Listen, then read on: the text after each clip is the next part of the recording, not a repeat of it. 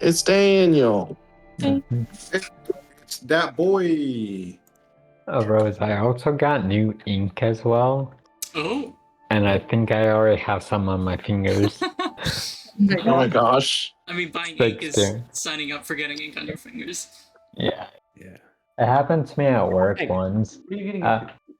I I was trying to get a red ink to flow through my pen. I was like, why won't this flow? Pushed it through the nib, got on my hand, and it got like everywhere. I was like, oh Yeah. no. That's the thing about troubleshooting a pen is like no matter what, you're gonna find some way of getting ink all over your setup. And then everybody thinks that you robbed a bank. Yeah. Mm-hmm. You got the dye packs. Is that a real thing, or is that one of those like urban legend type deals? No, it's a real thing. I'm pretty sure they're real. Oh, those Dye packs. Those packs. Like for banks.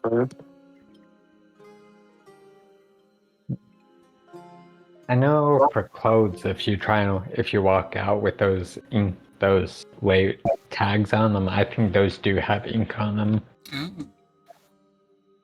Oh yeah. Like if you try to break them open, Or like, just if you try to rip it off, it'll like break open, and then you'll have ink everywhere.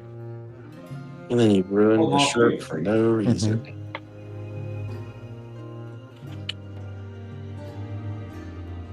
All right, who's ready to close up this chasm? Chasm?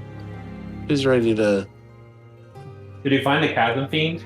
Who's ready to make the crumbly, bumbly solid? What if it was just an earthquake? Maybe it's just an earthquake. Just a really shitty foundation. Give me that toy. This is mine.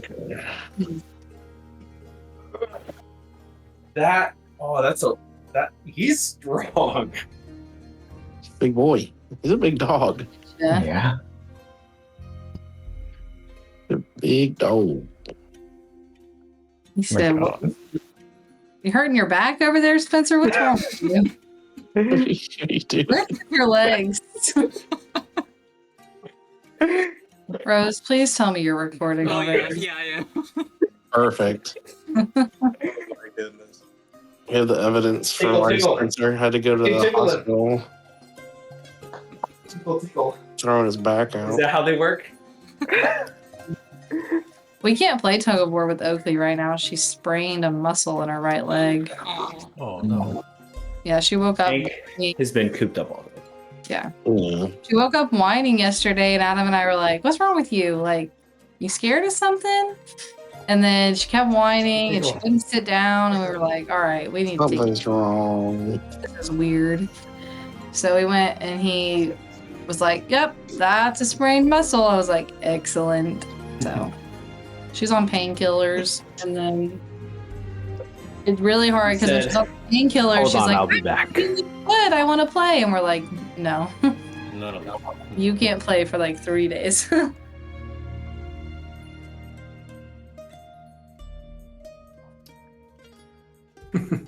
She's on like the doggy ibuprofen. Literally, that's what it is. It's just doggy ibuprofen. Doggy. Oh, I should have numbered all of these questions so I could have asked one of y'all to choose a number between something and something or other. That'd 1 in 1 million. So Yeah. me and Mason are the only ones that got the red shirt memo. I'm wearing blue. I'm wearing grayish. Neither of those are red. Is that almost looks like a Rayquaza? No, it's not. It's the symbol of the new Monster Hunter Wilds game. Oh, that's cool. Yeah, it's pretty sick. Once I got it for me, she's the best. Nice. Okay. Oh, actually, do I have any friggin' announcements or anything? No announcements, but I do have player reminders after the character building question. Let's see. Which one would be juicy? I've gone to picking these at the Based top on what you want to know. Yeah, based off like what am I curious about right now?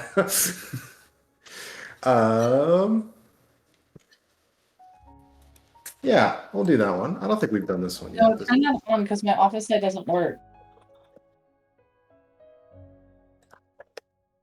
No. Okay, I'm just double checking that we haven't done this one before because I'm paranoid. Oh, we have. Look, I checked. To be honest, I probably wouldn't have remembered until later. I have them all listed, and there's no way I was gonna check. It would have completely gone past. Oh shit. So that What are makes you me think. doing? I wonder if there are interesting questions that we can ask, like one from if we had You know a what? question early on that we asked again later in the campaign, and it could be interesting to see if the questions change or the answers. Oh, I change. definitely have one that I'm going to do with that. But I actually do have. I'm going to come up with one right now. What is a question that your character wants to ask of another member of the party? What is a question your character wants to ask of another character? Yeah, of another member of your party. Like it's maybe something you've been holding on to. You've been wondering. Like, what are you curious about other members that are in the group? If your character had a character building question, Mm-hmm. What would it be? I actually have a section in my notes dedicated to this. The only one Yeah, listed you're- for Blandon is, "Are you okay?" Are you okay? Are you okay? It underlined all caps. I'm sure I haven't updated this in a while though, so like I got.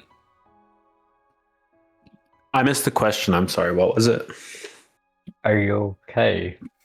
Are you? Are you okay? Eddie, are you okay? What is a question your character would already want made to that ask another joke. party member?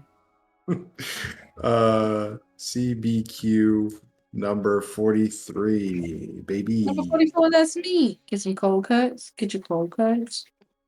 I've seen that meme. So,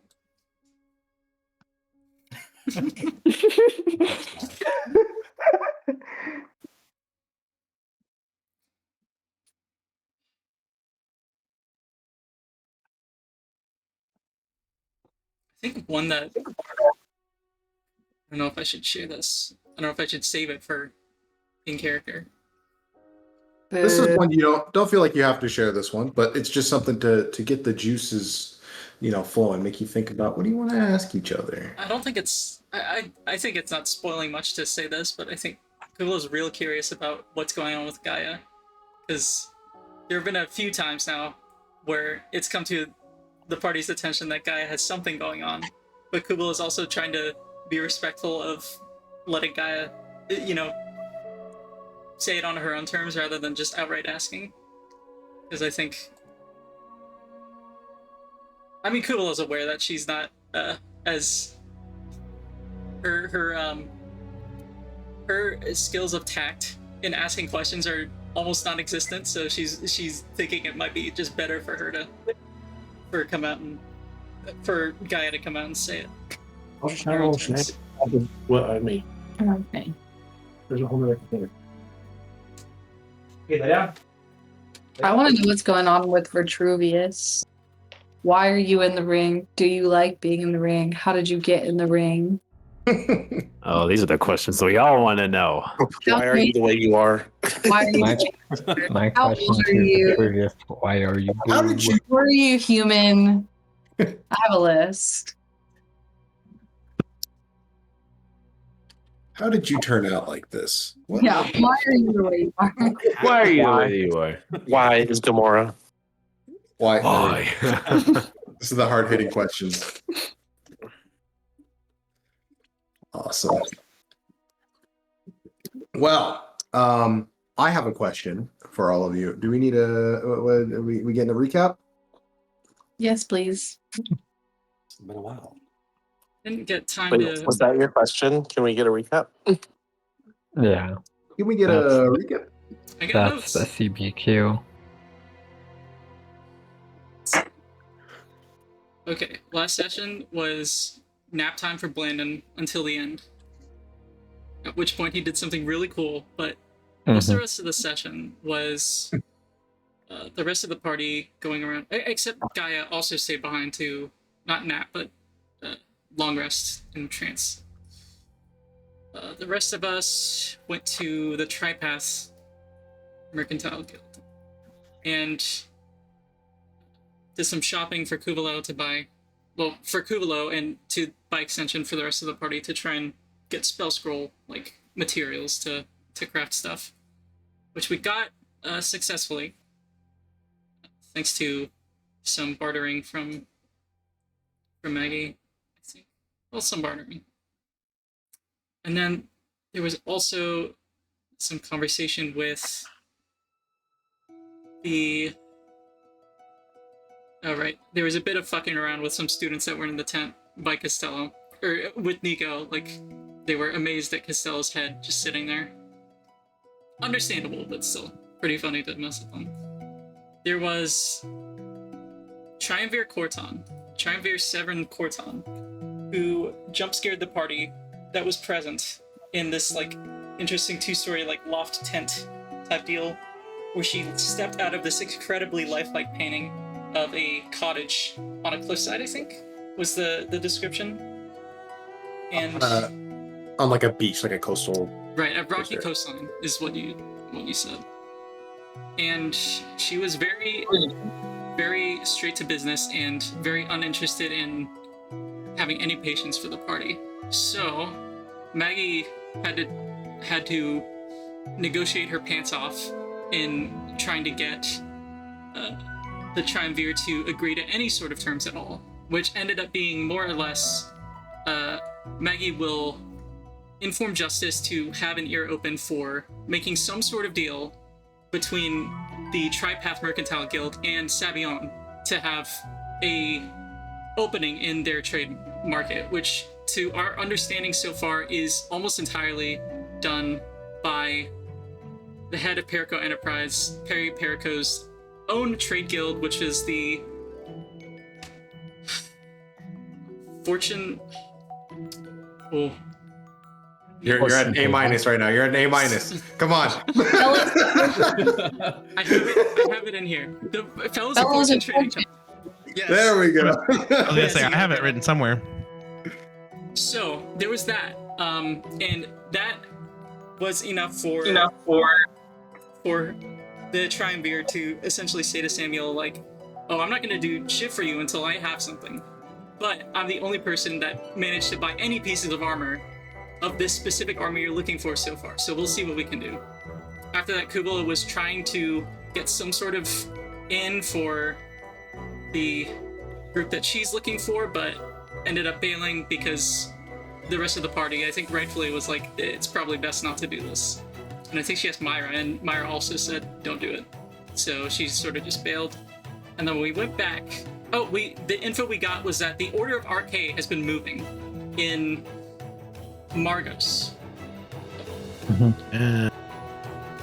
looking for an item of great religious importance, which is apparently something the only reason they would be doing something other than dealing with undead, I guess as cleric warriors or paladins or whatever.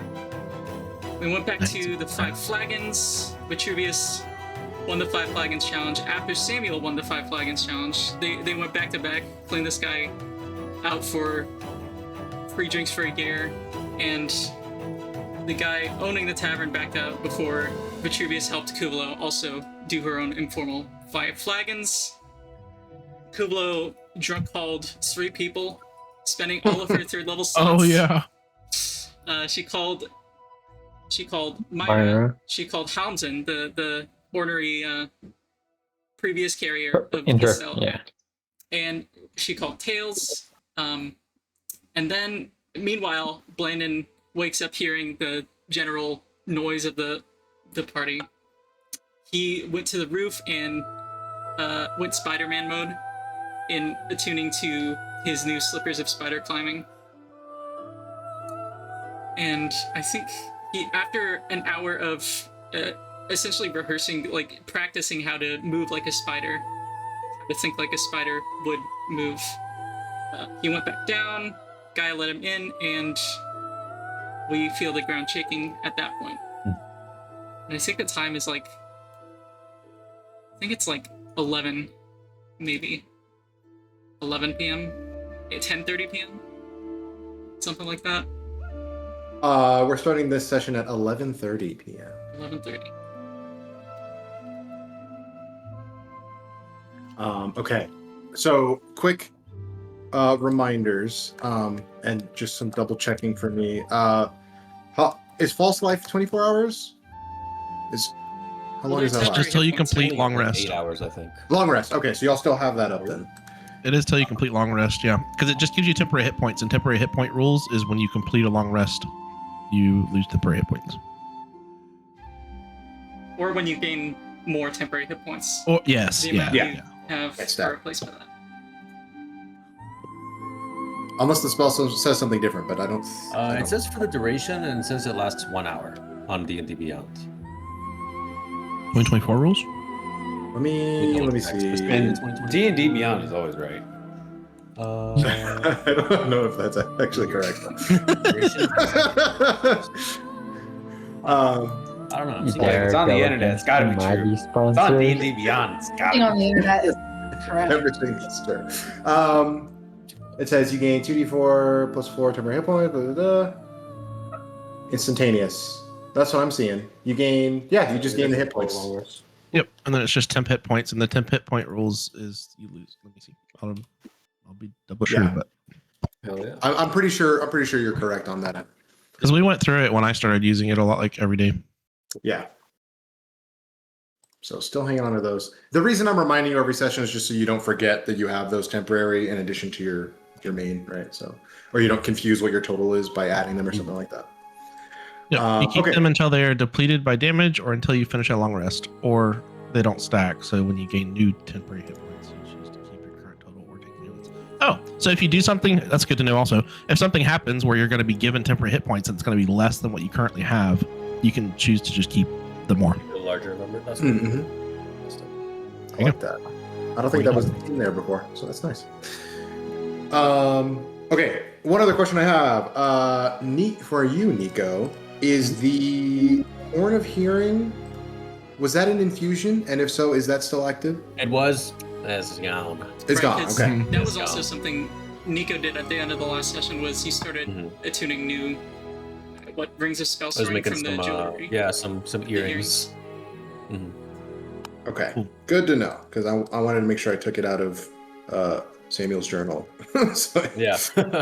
He's deaf It now. poofs. are there any other infusions that you had that you deactivated? I have 3 up right now, so I have the rope of climbing and then Uh-huh. the 2 earrings once I'm done here. So those will be the only 2. Okay, so the enhanced arcane focus is gone now. Also gone. Cool. Yeah. Awesome. Hey, Mason. Yes.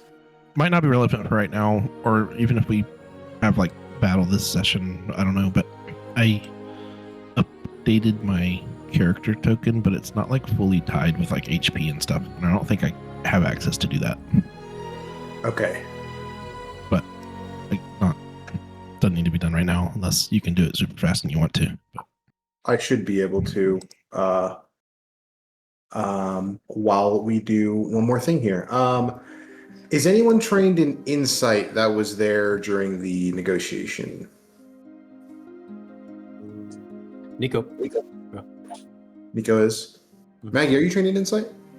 No? No. Okay. I'll still let you roll though, because you were kind of taking the charge on that. So both of you give me retroactive insight checks. Samuel is as well. Okay. Speaking of Nico, did Nico create a mech? Kind of. Is. Yeah. One of Kind my of? modes Okay. is like mech mode. Mech mode. Big okay. boy mech mode, yeah. Is that like Depeche mode but less Is that- grunge? Is it like what? Depeche mode but less grunge. I don't know what Depeche mode is, but yeah. It's an 80s band. I'm following you, Spencer. Nice. Nico rolled a natural 19 for a 24. Maggie rolled a natural 2. Holy crap, you guys were Oh sleeping. no.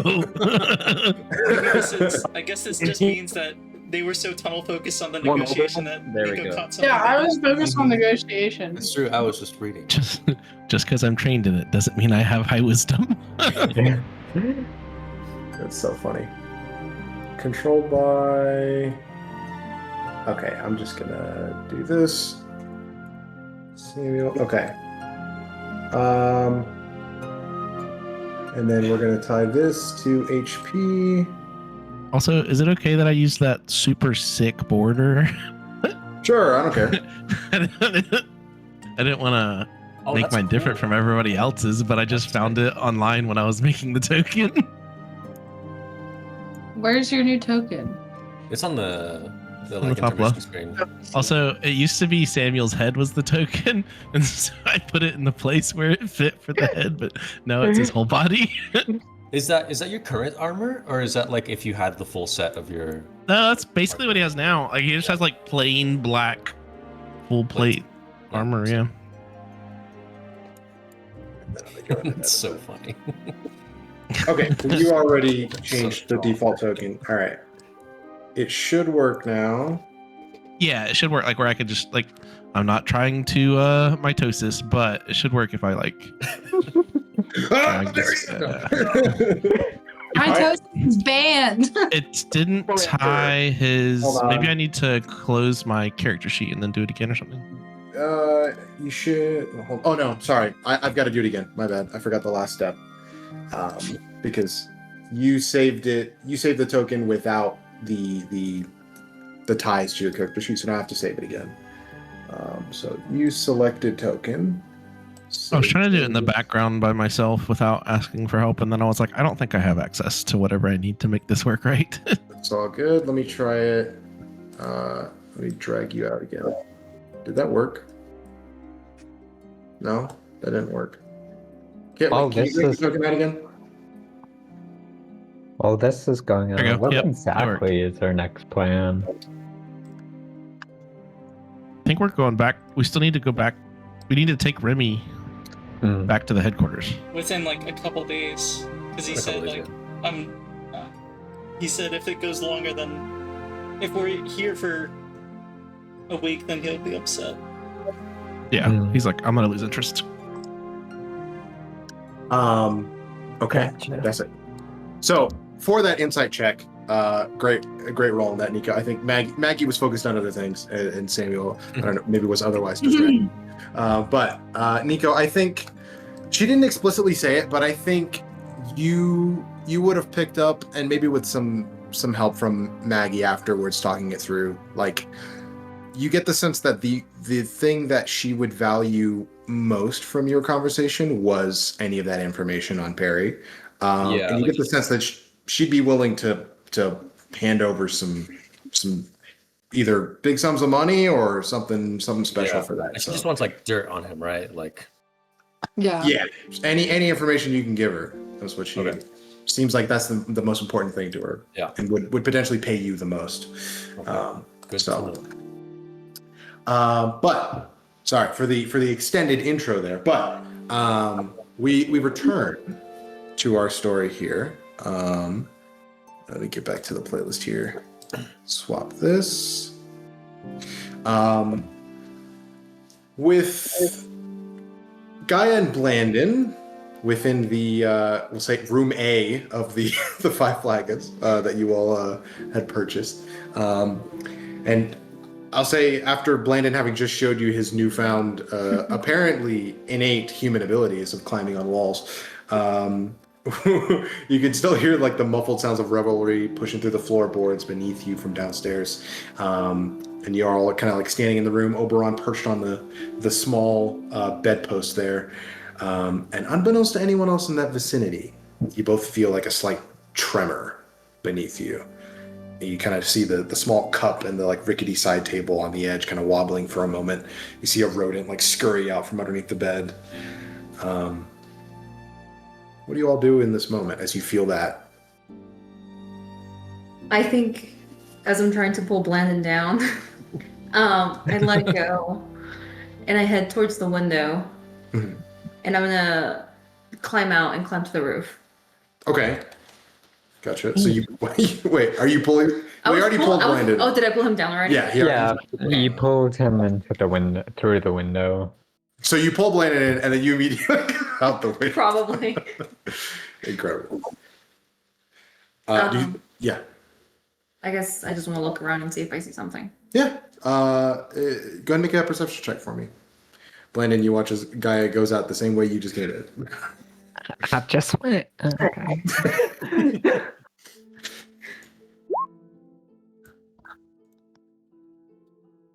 19. As you're looking around, and I'll be clear, it wasn't like a crazy high magnitude earthquake or anything. It was just like a slight tremor that you all noticed because it was relatively quiet where you were and you weren't focused on anything else.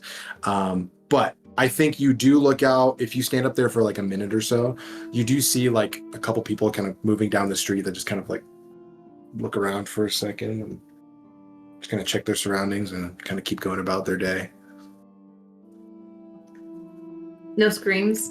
No screams. Okay. It was the kind of vibration that if you were on the street could have been mistaken for like a large cart rolling by or something like that. And so people are just kind of like, kind of what was that? And then kind of keep going about their day. Okay. I'll head back in. Okay. Nice shirt. I was wearing that one yesterday. Sorry. Go ahead. You ever seen it? I was like, I'll wear it today. Hell yeah. Was there anything outside? No. But you felt that, right? Yeah, I did.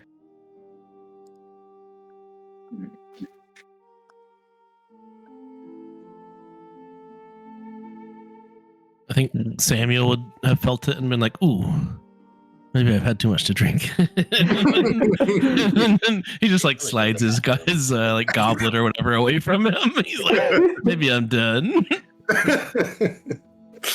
To that point, how long are the rest of you continuing in your revelry downstairs? Is some of y'all getting tired? Are you staying up? Nico's probably staying up to work on his new jewelry, but he would probably go upstairs to his room, not be working on that downstairs.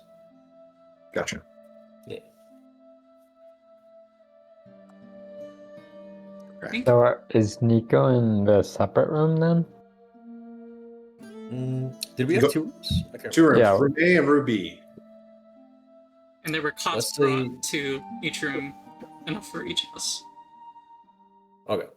I would probably have gone to the other room just to have a little bit of privacy to work. And I think Kulo, being drunk, would immediately follow Nico and try and see what he's doing. Fair enough. Just need a quiet place. God dang it. She's probably not like actively talking, but is just like kind of just like watching in that way of like your TV, essentially. What a weird sentence. Are you not tired, Kulo? You don't want to go to bed? Huh?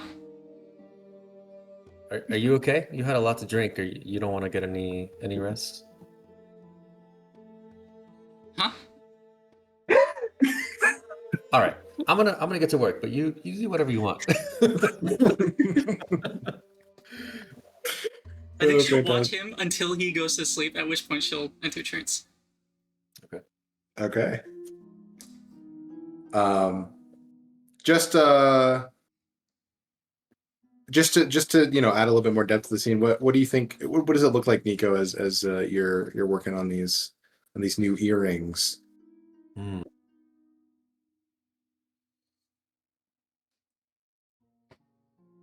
He's just kind of like, I don't know, probably checking over notes from back when he was studying, and yeah, I don't know exactly what the process would look like. It's okay. I think, well, at the very least, right, your artificer abilities are kind of channeled through your tools, right? So, I think at the very least, maybe Nico kind of leaning over a table, some incantations going on with the working of the tools. But yeah, Definitely. fantastic.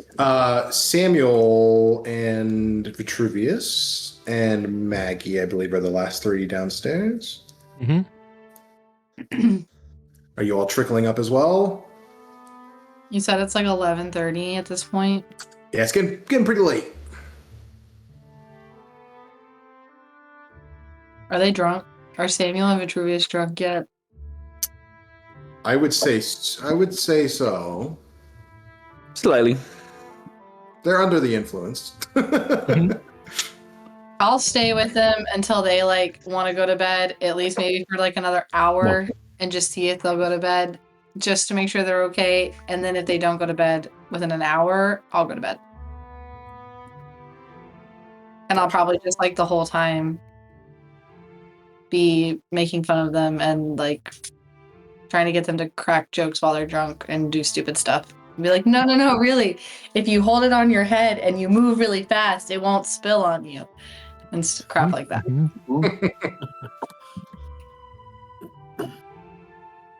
Fantastic. So you're using your reaction to go to bed if they don't go to bed. Okay, awesome. Yeah. Fantastic. I'll give them like another hour, and then if they go up, I'll go. But Sounds good. Is anyone just for sake of brevity? Is anyone not going to bed tonight or doing something else? Probably eventually, yeah. Like nothing particularly planned otherwise. Okay, cool. Yeah. Vitruvius, anything? Nada. Awesome. Okay. Well then, in that case, I'll say then I will you say, all. Oh yeah. after 1 hour of short resting, watching Nico, Kubala would regain a 3rd level spell slot cast sending again. Okay. Oh my god. More sober this time. And I think she would send a message to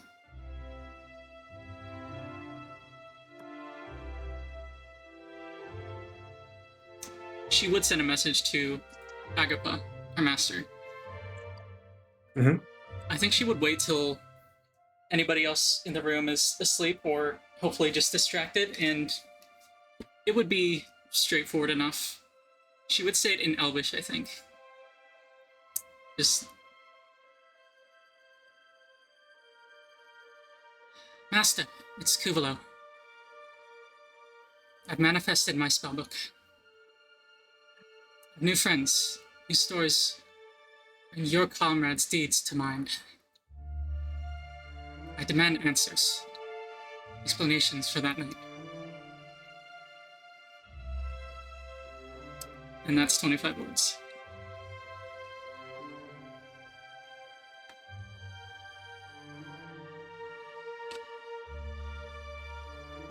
Hold on. Let me double check one thing.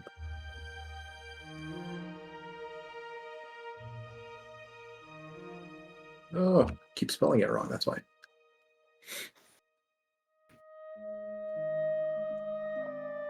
Sister, FaceTime video.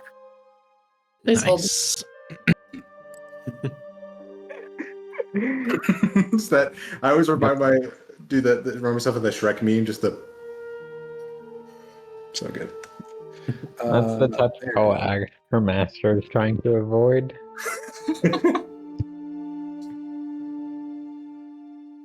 Okay, cool. Kuvalo,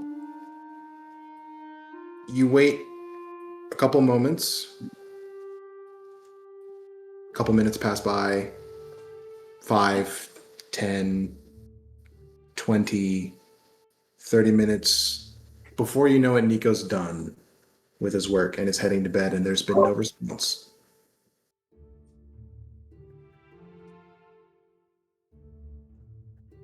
Okay. Which by the detail of the spell means, let's see. I would have to try and send another message to learn if I'm blocked. But I would know if the only circumstance I would know if the spell outright failed is if I tried to send another message and they're blocked, or if they're on another plane, there's a 5% chance the spell fails to arrive at its recipient. I would say you know the delivery did not fail. Hmm. Okay. I think she would just nod to herself and look at Myra, who is a constant companion, and to just shake her head. Fucking bastard. And then finally go into her trance. Gotcha.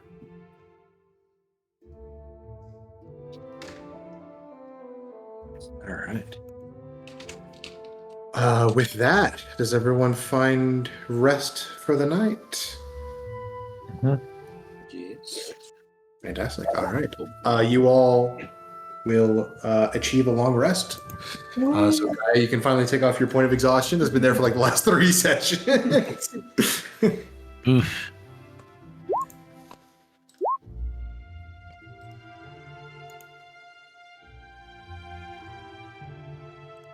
And then immediately. False life. Rocks fall, everybody dies. I'm just kidding. Yes, false life for those of you that want to cast that. And I will say, unless any of you that were drinking heavily are utilizing the healing capabilities of Mr. Samuel here, then you would probably be a little slow to rouse in the morning. But rouse you do indeed.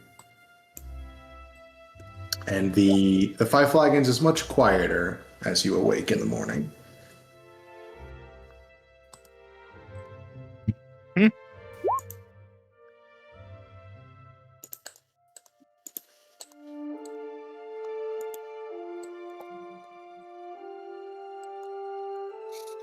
But as you all awake, you are free to do with the day what you wish. Remington is nowhere to be found currently. Amazing. Nice. But he did inform you that he would not be staying with you. Yeah. Overnight. Bit of hair of the dog. Grab a couple ales. Breakfast. Maybe like oatmeal with some salt in it. Just salt. Delicious. Start the day off right. Yeah, you have definitely missed breakfast. At least the first serving there. So you have to kind of get some of the cold leftovers. But there's food. I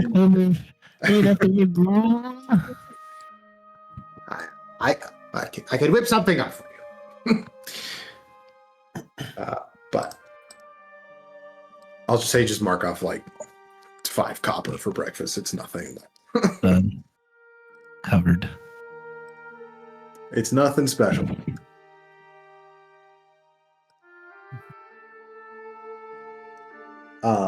But I will say that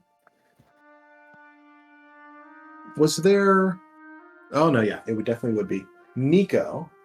Mhm. I think in the morning here, as you all are gathering leftovers of cold breakfast and getting yourselves ready for the day, I think you would receive a message that kind of populates into your mind from where is Aria, the tabaxi that you spoke to at the desk at the conservatory. You hear she just kind of speaks up and just goes, "Good morning. I hope this message is reaching you. The professor and headmaster have arranged to meet your group at your earliest convenience today."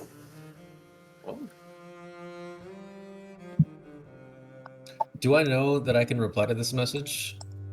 I think with spending time with Kuval over the last week or so, you would realize. If not, she would have extensively gone into the details of the spell last night. Okay, fair enough. I think Nico will reply with, "Oh, that's great news. Let me gather my party and see how early we can come find you. See you soon." And I think you similarly feel like a small arcane pulse that lets you know that the message did find its target. Cool. I guess I would have had sending stones, so yeah, I would. Yeah, you've done it before. It's just you have never done it without the stones. You're like, huh. Yes. I'm like, oh wow. Cool. Pure magic. Correct. Hey guys, do we have any like immediate plans today? Anything urgent? Just I know we have- time to find Remy and roll out. Need to grab anything on the way out or something? Well, we apparently have a meeting that was arranged with the headmaster and that professor that has the recipe for the cool sending stones. Are you I can't are you- remember their names, but they said that are you we can meet them- enrolling? Huh? No, Are you enrolling in the school? I don't think so. They mentioned something about wanting to start an exchange program Oh, with your school? from the Familia Factorum, yeah. But let me see. The headmaster Flickerist, and then the other professor. I don't know his name. Did you graduate from your school, or were you still a student? Or It was kind of a hasty exit, so I don't think I have like some credits, but I didn't really fully finish. So I might need to go back at some point if I want to like the Didn't- professional certificate. But didn't get that paper, huh? nah, not the official one. Kids these days. I think I was gonna say I think Nico would also know that the education you received was very informal from Crypto. You were just like, yeah, here you go. Do this. Just have at it. It worked though. It did. That's how I learned best. Great. Well, do we want to go to the conservatory, or do we want to find Remy first? Do we know where he is? I think if we head to the stables, I would be willing to bet that he'll find us. And if not, then I don't think he's interested in any other activities other than heading out of town. So That's fair. whenever we're ready, I suppose. To the university The school. with haste. All right. Da-da-da. Action sequence. Cue the montage. Montage. Oh wait, we didn't start right. What are we doing here, people?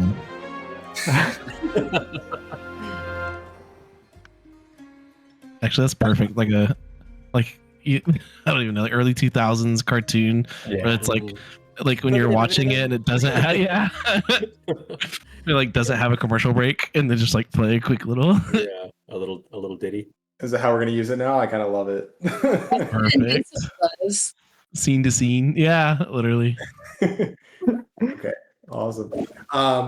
So I'll say you all currently in Chirkandata move your way back towards Interna Circle with little issue, and arise the steps once more up to the front entrance of the conservatory there, and I think you all see Arya there once more at the desk, and just kind of greets you. And just kind of goes, good morning. Are you all ready for the meeting? Yes, I think so. Yeah, thank you for arranging it so hastily. Well, it seems that they were particularly interested in speaking with you. So, and I think you watch as she just kind of looks off in the distance and sends a quick message to inform them. You end up waiting for about maybe 20 minutes or so for them to wrap up whatever business they're doing before you are directed. I think, yeah, Arya would lead you as you head, I'll say to you go to the right hall. And then as you pass through this section that you saw on the tour, passing all the classrooms on that side there, you head up a staircase that shows up rather quickly as you head into the hall and loop around to what appears to be an entrance into one of those large towers on the edge there. And you head up another kind of spiral staircase a little bit further until you reach a redwood door with like a triangular top to the edge, and there's like a little sign, little plaque to the edge of it that reads Headmaster Flickerist's office. And he watches Arya just kind of steps towards the door, doesn't say anything or knock, but just kind of stands there and looks ahead, and he watches the door on its own once more, just kind of opens. And I think you all... you all see two individuals as you're standing there that are kind of gathered around a large,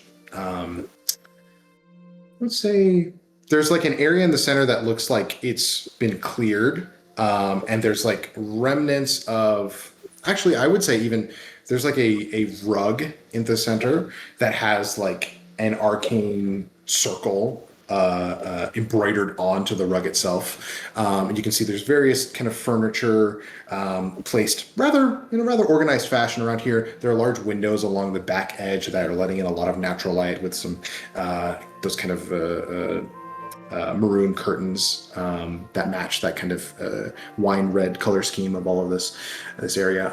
And I think you see two individuals dressed in those wine red robes. You see one is much taller than the other.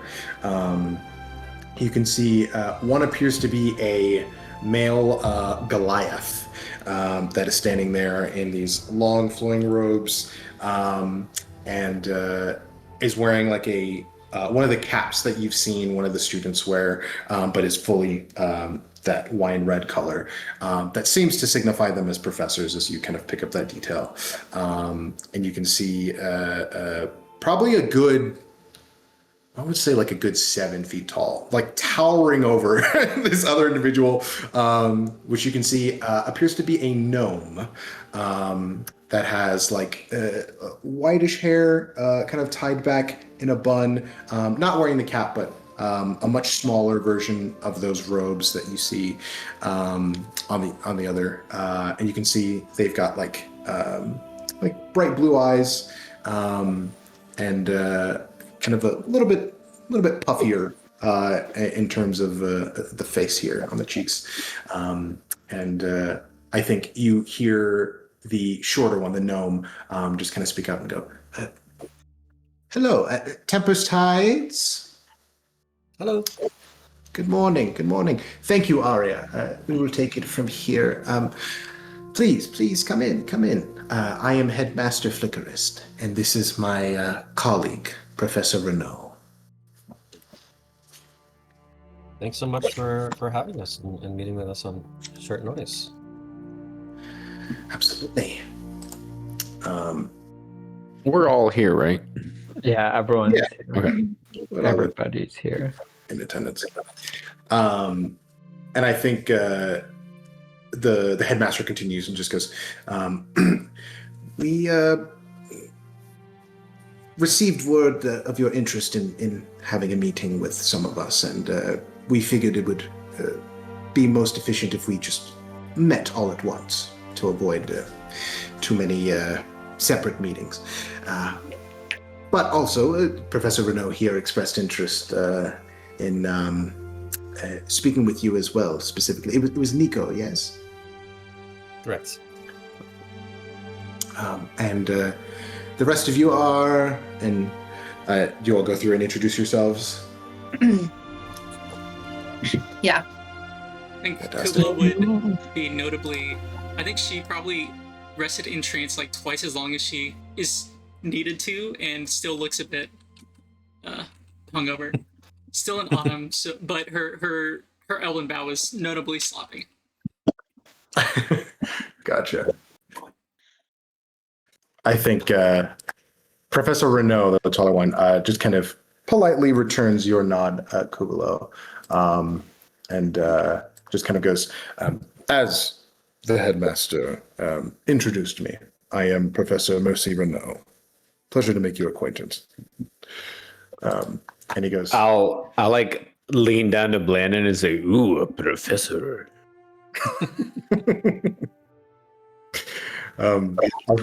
Renault continues for a second and just goes, it was also expressed to me by a young Incanto apprentice that it would be in my best interest to speak with these Perico Enterprise operatives. He just kind of raises an eyebrow at you all, referring to Beatrice, the student that you all spoke to the other day. Wait, did that platinum coin I bribed actually do something?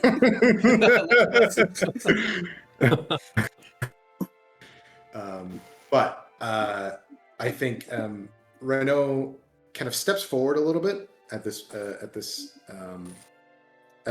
beginning here, and just kind of, I think you see his eyes lingering on the chair there, Nico, and he just goes, "Well, I think any of our doubts can be laid to rest as to the accuracy of your pedigree. I must say I think you mean pedicures. I believe I Petrovia-ish. That's what I don't think so. I think Because he has no legs. It's a joke. My apologies. Continue, please. Khalil looks at Nico's present legs. I still have legs. They're just non-functional and thin. I think Renault and Flickerus just kind of exchange a glance with each other, but seem cordial or seem in good spirits about it. But I think he continues and just goes, I will say I am quite fascinated by the work of craft mages, specifically your ability and your ease with which you imbue enchanted items, and more often than not with materials that are historically difficult to enchant.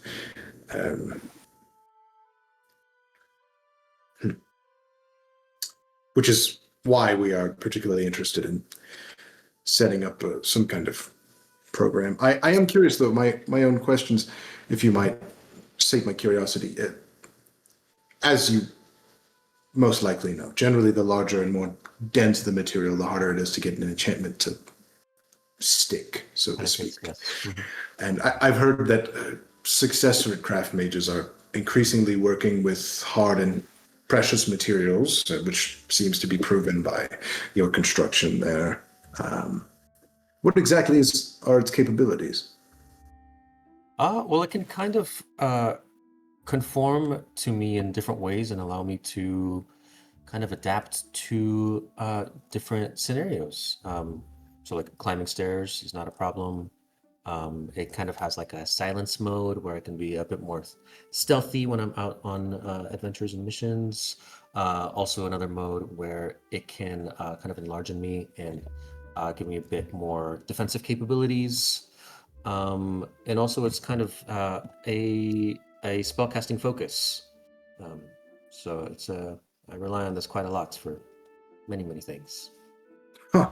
I think you see both of their eyebrows just kind of raise a bit as you list these capabilities of this construct that you've built, and Renault just kind of impressive indeed. Huh. I'm curious also. I've had my own hypotheses about how craft mages approach their process, but forgive me, I have not had the opportunity to speak at length with any of your ilk, as you all are rather new, and your study is currently isolated to the opposite side of the sea. Right. Craft mages have been around for some time, but mainly utilized, well, their most popular utilization on the seas, helping to, protect and empower vessels, also sometimes with domestic land travel. But anyways, I digress. I came into contact recently with another mage right, a member of the Talova Bahia Navy, an officer by the name of Giacomo Amalfitano.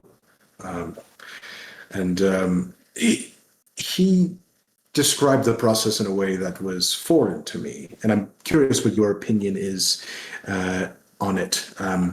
While they were in town, I got the opportunity to speak with him, and he explained that they see it more as pulling latent magical potential out of the object itself, using a combination of how he described it, imagination and arcane tuition, which seemed rather the opposite of what my approach normally is when I do some of the smaller enchantments that I take on.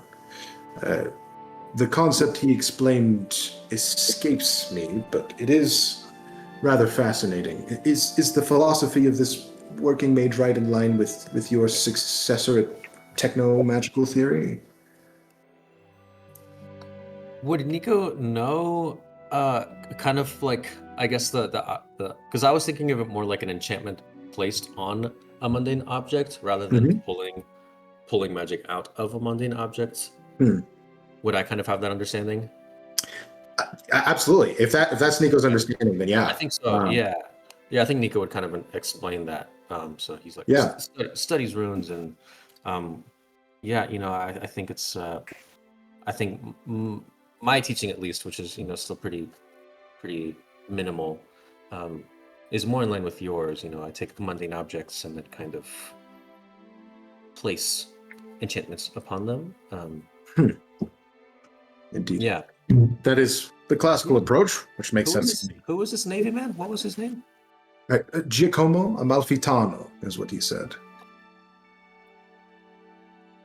And he's Would I recognize apparently that wasn't the name of the...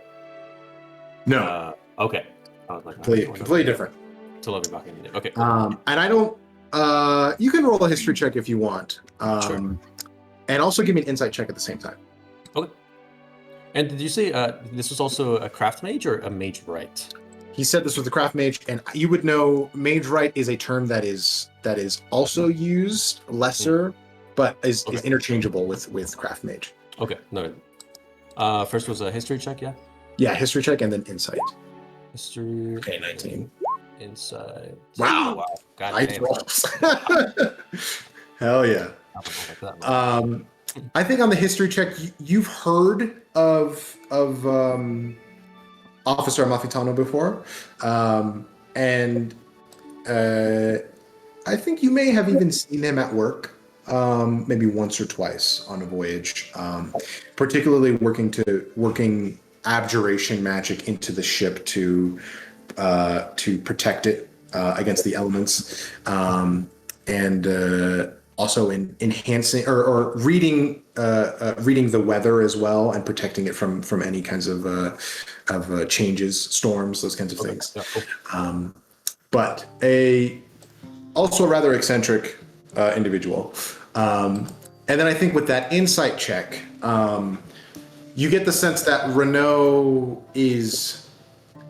might be overcomplicating some of this, and digging a little bit too far into the philosophy of how all of this magic works. For maybe his own benefit, just because but absolutely.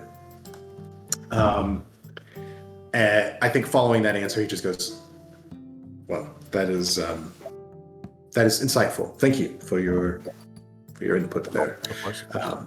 But I don't want to get ahead of myself. Regarding the and Flickerus kind of steps up and just goes, "Yes.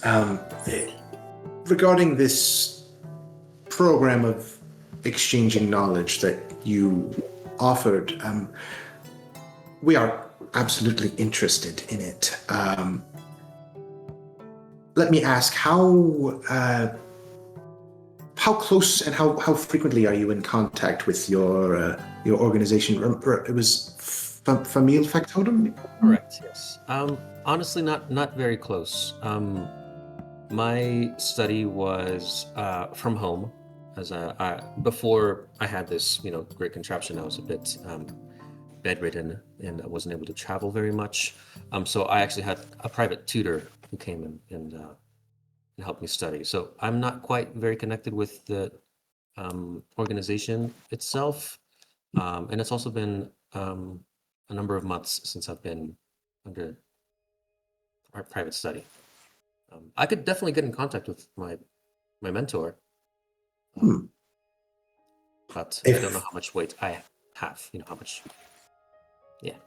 Well, I would, as one teacher to, well, a student, I would hope that your previous instructor would heed your call, as I would hope any teacher would. But if you would be willing to reach out to your contact and potentially have some conversations, that would be appreciated. I must say, though, any plans for implementing the curriculum rapidly or in the coming months will probably need to be delayed, especially when it comes to student travel until things settle down a little bit. Yes. Let me get anyone who wants to make an insight check.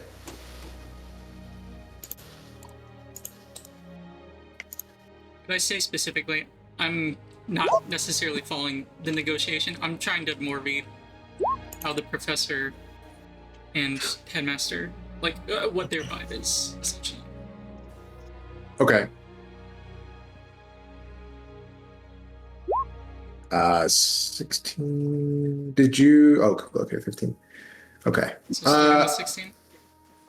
Yeah, so I think Nico, again, you, in that moment when she speaks of things settling down, you pick up on the fact that there's something possibly outside of what you're already speaking about that might be bothering her, or that she might be referring to in that moment of hesitation there. As I would say her brow furrows just a little bit there as she says that. And then Kuvulo, you're trying to get a general read.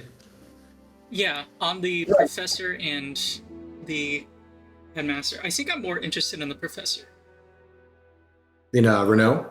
Yeah. The Goliath? Given, I think Kuvulo would be more interested in his personality, so to speak. Like. Okay. Is there? Yeah. Does he seem like ambitious? Is this like him trying to get power from association with craft magic, or is this genuinely like he's interested in a study that he is not aware of, like a field of magic he's not aware of, and wants to get something out of that?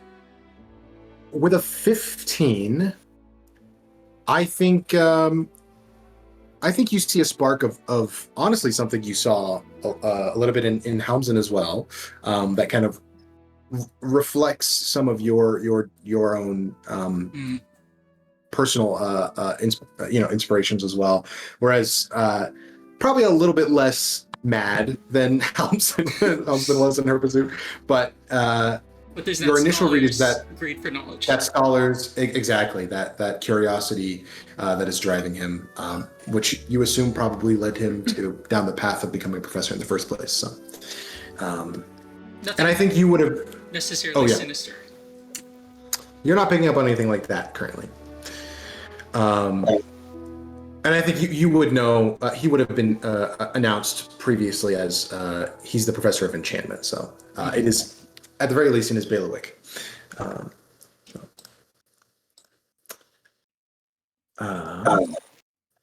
Okay, fantastic. But yes, Flickerus just kind of says, it might need to wait until things settle down a bit.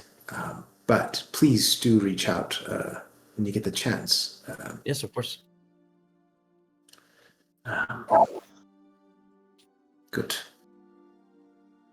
Is there anything else that Perico Enterprise can offer you? Anything you are in search for or need for?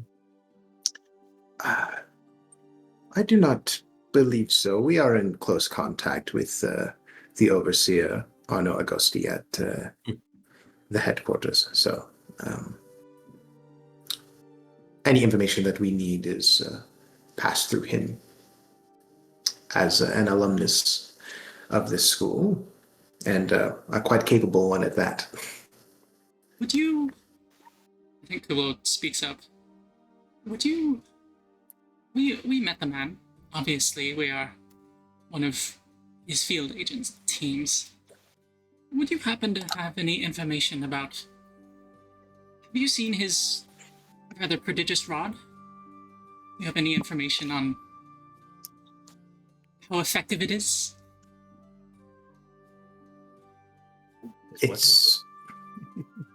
It is an arcane focus. Well, yes, but is it flashy? Does it have any special effect? Does it grow? Does his rod grow? How much is the alcohol talking? Kulo's half serious, half definitely fucking with them. I think yeah. Let me see. I think Renault just kind of speaks up and just goes, I've seen it grow a great amount, yes. And just kind of winks at you. Kulo breaks her poker face with a grin. Right. We heard he was an alumnus. How are in the loop? You say you speak with our overseer. Is the conservatory highly placed within Akital's governance? Do you have communications with the chairmans? I believe one of your members, we actually met at the High Chairman's villa, not but a week ago. I believe Professor Cataneo, yes, spoke of an investigation into a magical item of some sort. I apologize, I was not available at the time, but... I think Kulo would look at Samuel.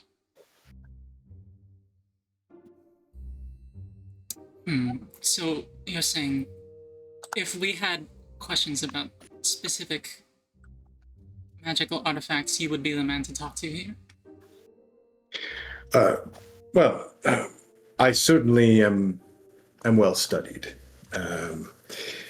I am accomplished at item enchantment and in identification, but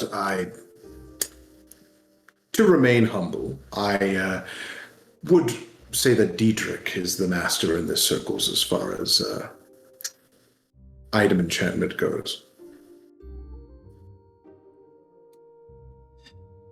Funny the old man didn't mention that. But that doesn't surprise me. He has his interests tend to wander, and he doesn't like to brag.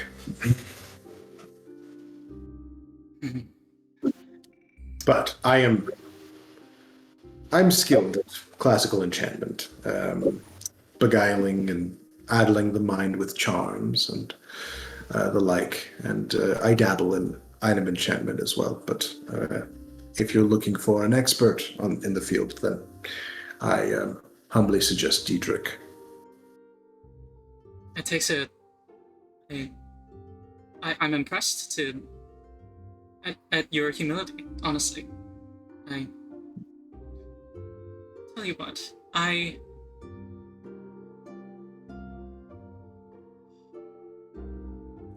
there's a matter that the good Arya actually helped me with before.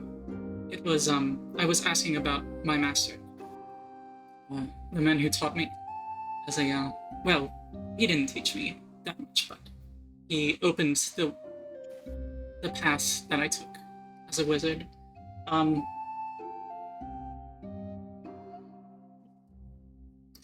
Related to that is the fact that I'm looking for I asked after him in apparently. Forgive me, I'm rambling. I'm rather hungover.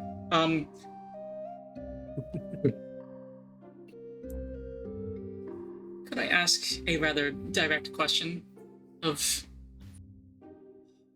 would you be in the know of the exotic materials market for magic at this conservatory?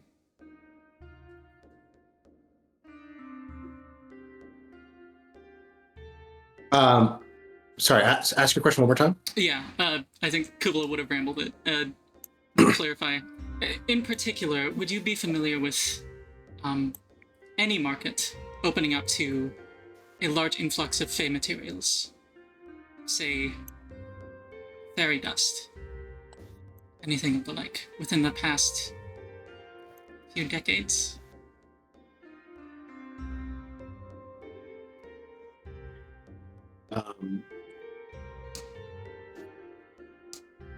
I think you see both of them look you over and just kind of take in what your visual appearance might mean, as far as like how that influences that question.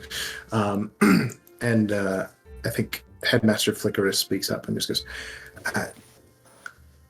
I can't say that I have followed any such influxes of materials, but is there something that worries you? Are you of the Feywild?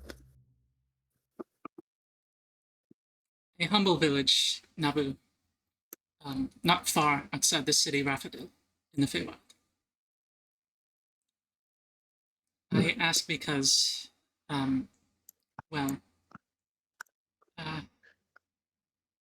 bygones are bygones, but I have not forgotten. I'm searching for a group which supplied a great number of fey materials, and I am casting many lines, hoping many irons in the fire, so to speak, hoping that eventually I find something.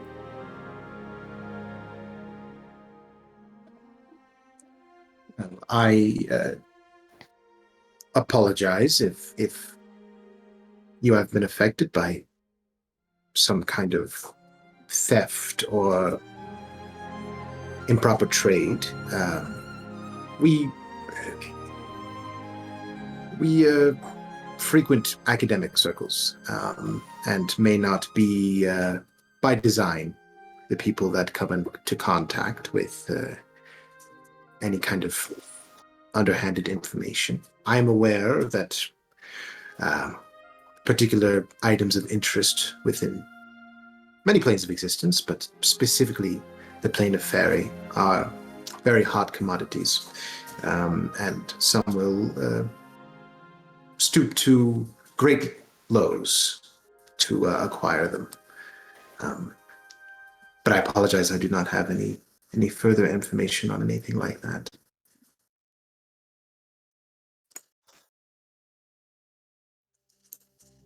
Thank you for your candor. I think Kubla would step back. Probably maintaining eye contact with, honestly, both of them in equal amounts, but would glance back at the party with a shrug, and I guess that would be it from Kubla.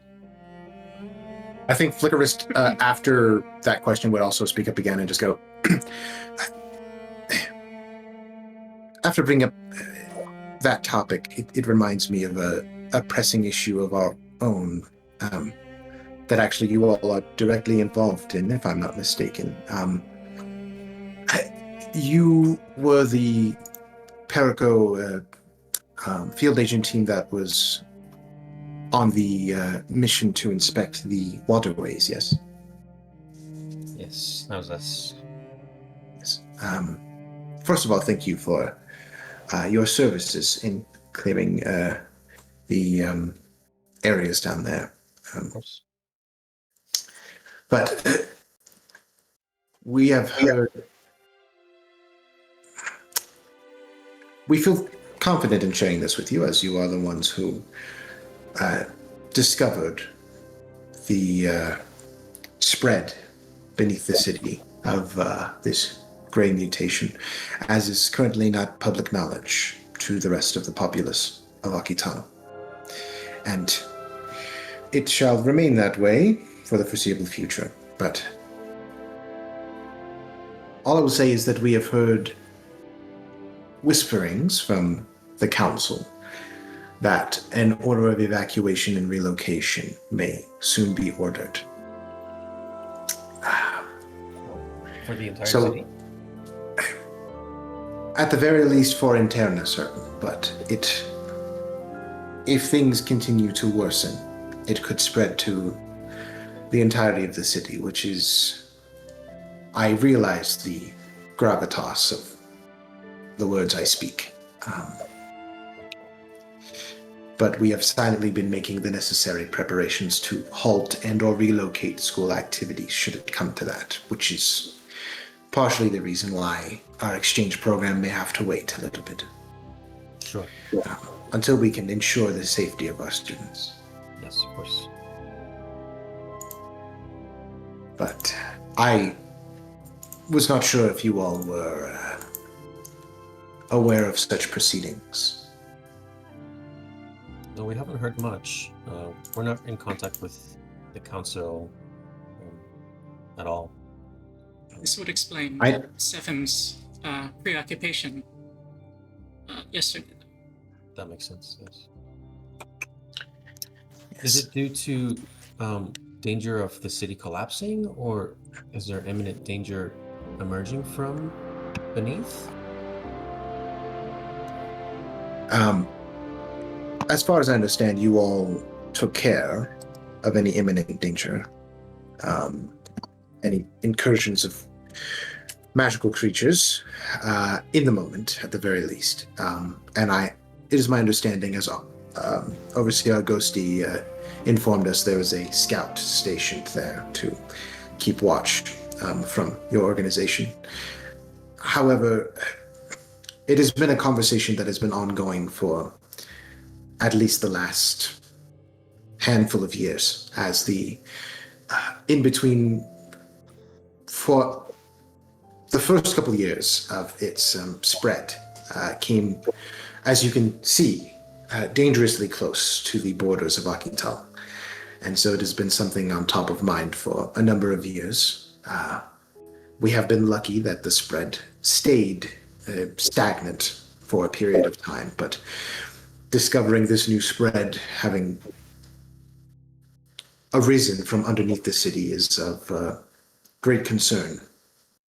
And I may interject.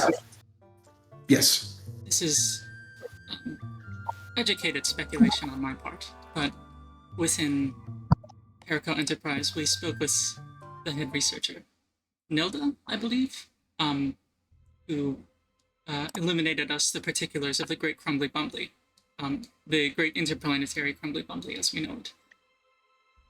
You see a big raised eyebrow. I'm so used to saying it now that she just continues without addressing it. If there was, how long ago was this period of inactivity?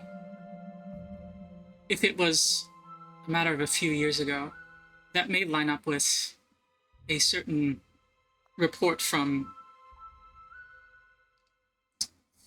Are we allowed to talk about the you know who? I was curious to ask. We can probably talk Sure. about it, right? If they talk with the overseer, they were a pair of Duergar, I believe the term is, Underdark dwellers from a city which was evacuated about 10 years ago. Evidently, the spread of the Crumbly Bumbly is somewhat like mycelium. It spreads more, wider, underground before eventually reaching upwards. That would explain the spread beneath the city, for sure. perhaps you should take this into account when considering evacuation plans. It's entirely possible that we were planning to share this with Sefin, but as far north as Luca actually has evidence of the Great Crumbly Bumbly. We just came back from a mission there. I think Renault reacts pretty noticeably to that information. Just goes, "You're certain?" We stepped into the abyss. And he just kind of like rolls his tongue into his cheek for a second and just kind of like looks off in the distance. And you see as he turns his head, there's like a little, a small golden like loop in his ear that just kind of wiggles for a second.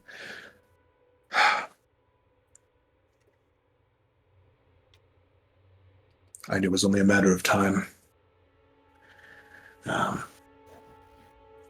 And despite himself, I think he just goes, I must say, the High Chairman has been rather hesitant and optimistic about the spread of the in-between, the gray mutation.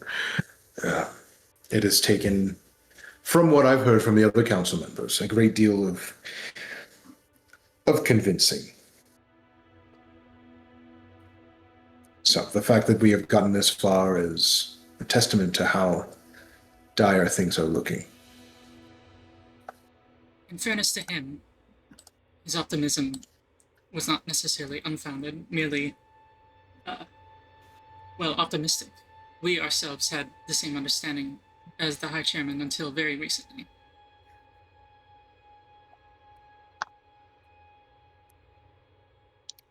But Are there any? Sorry to interrupt. Are there any news on those two Underdark dwellers? What ended up happening to them? You're posing a question to the professors? Mm-hmm. Flickerist speaks up and just goes, I will clarify. We have contact with Overseer Augusti, but he does not share everything with us. So when it comes to information proprietary to Paragon Enterprise, I would assume you all would have more information than us. So we have not heard of these Duragar.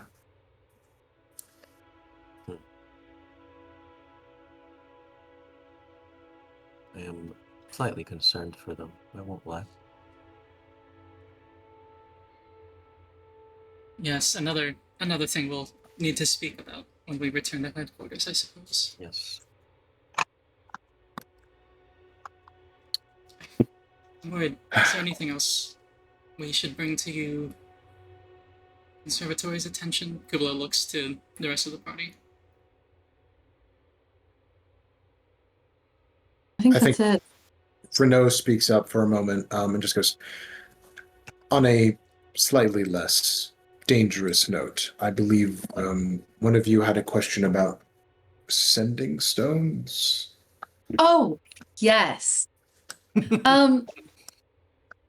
So I was shopping for sending stones the other day, and I heard a rumor, a rumble, if you will, about sending stones that can, and I'll say whatever information was given to me at the time. 3 or 4 messages a day, which is crazy. Yeah. 4 messages a day.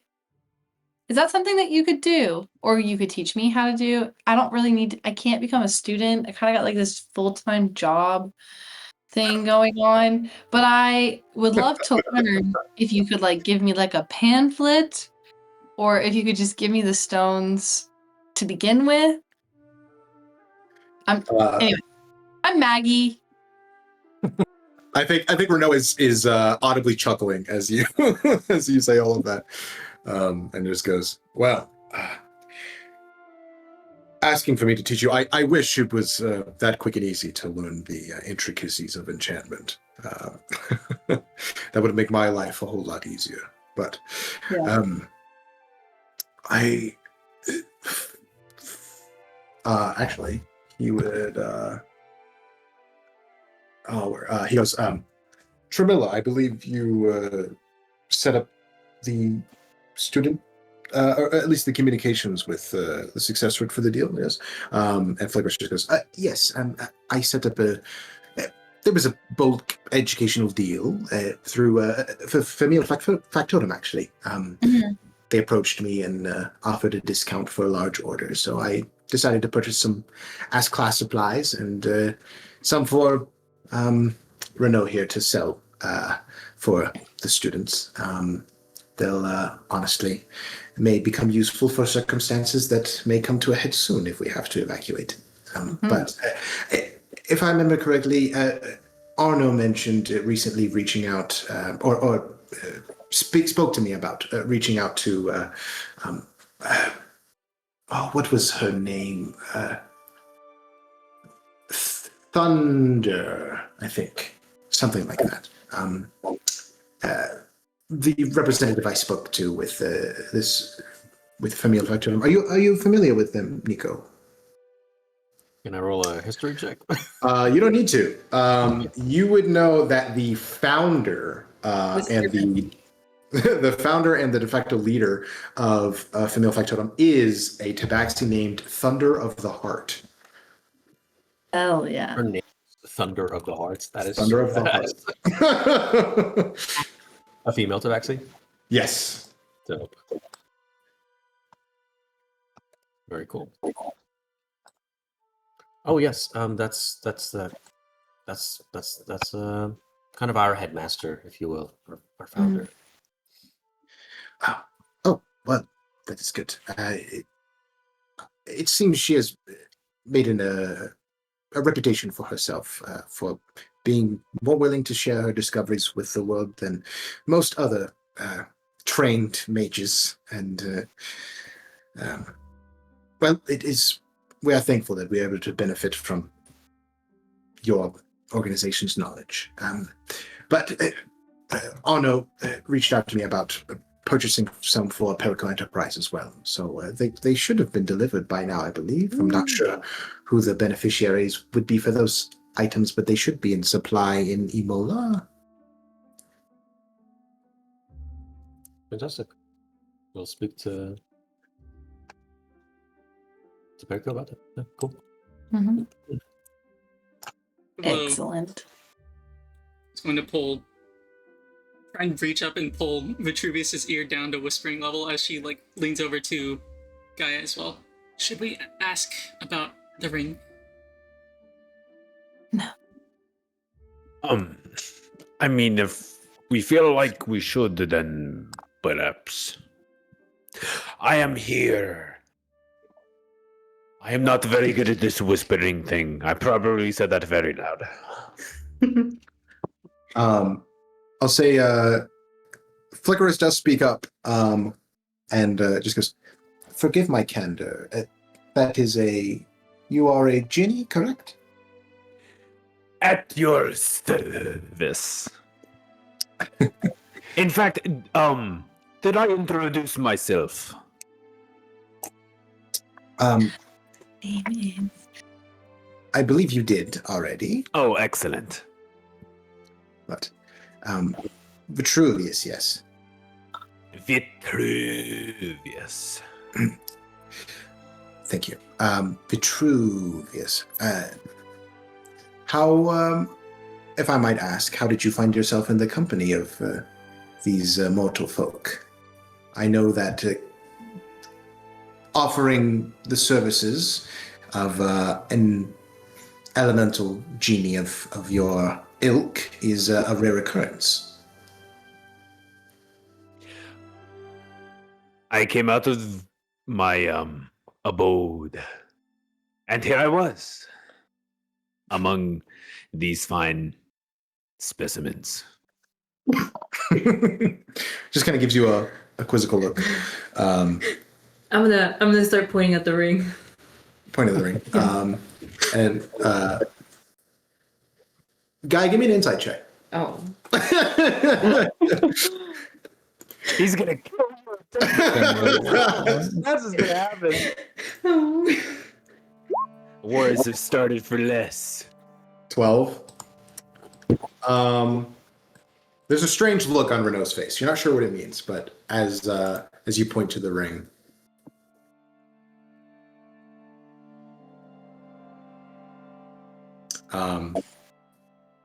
And I think he just goes, "You mean you are bound to this ring?"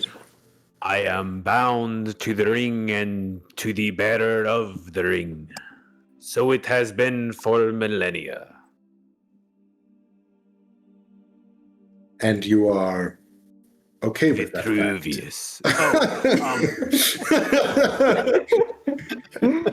No. My fate was bound to the ring when I was betrayed by someone who I thought was my friend. I do not wish to be affected by this thing any more than a cat wishes to be affected by rotten fish. Another raised eyebrow at that metaphor.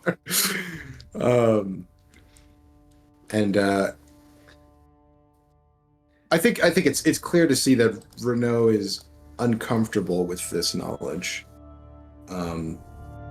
However, my services may be granted to the bearer of the ring, which, in fact, I find this bearer quite amiable. Well, and so here I am, a humble servant to those which would call myself masters.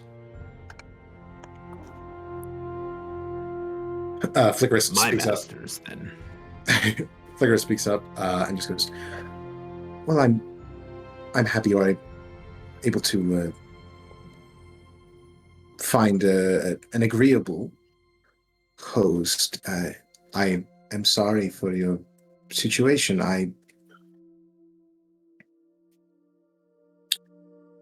As far as I understand, you are very free-spirited folk, so I can only imagine the discomfort and pain at that betrayal." It was a long time ago. The only reason I remember it is because I wrote it in my journal. I see. I just wrote, "You are supposed to hate this person with all of your soul and find a way to bring his demise." I think his demise was met. Well, if you are come to terms with your fate, then I suppose it is none of our business. Come to terms is a weird form. I have trouble coming to my full abilities.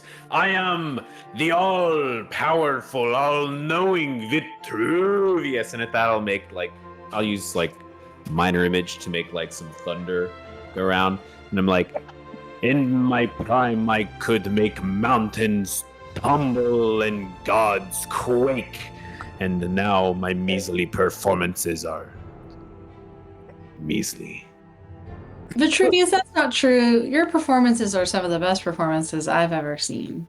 That is because your perspective is minuscule.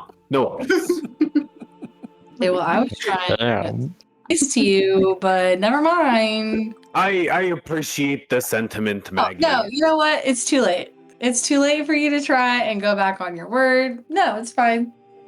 I will say, in my prime, I was mere steps away from being what you would call a god, and now my abilities rival mortals. It is quite humbling, I will say. To reach my prior glory is something I desire.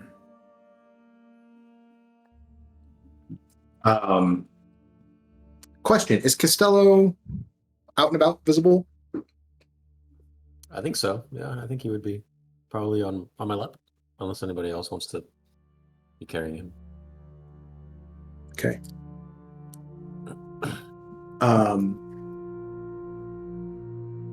I think Renault just goes, "Well, you certainly are a lively group, which I can only assume is helpful for the kind of work that you do. Was there anything else that we can assist you with?"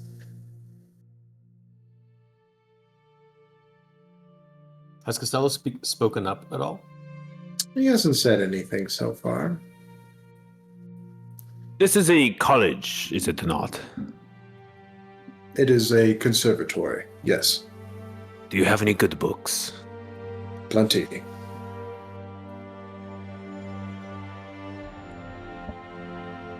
Might we peruse? Get a library card, so to speak. Renault just goes, any authorization for you to peruse our collection would have to go through the headmaster.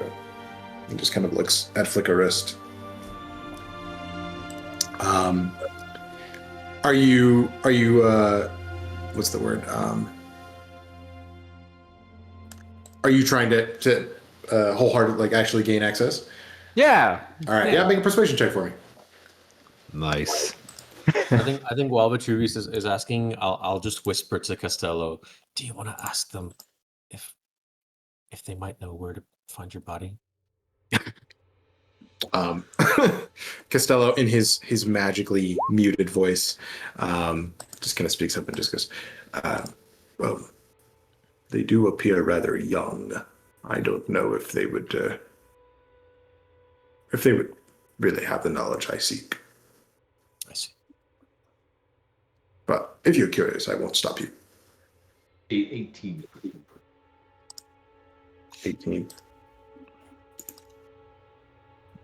I think Flickerist takes a couple steps forward, and I think Renault's a little bit more relaxed at this point. He's just kind of leaning against the big desk, and you watch as it kind of it shifts an inch or two, and he just kind of stands up again at the weight of his massive stature.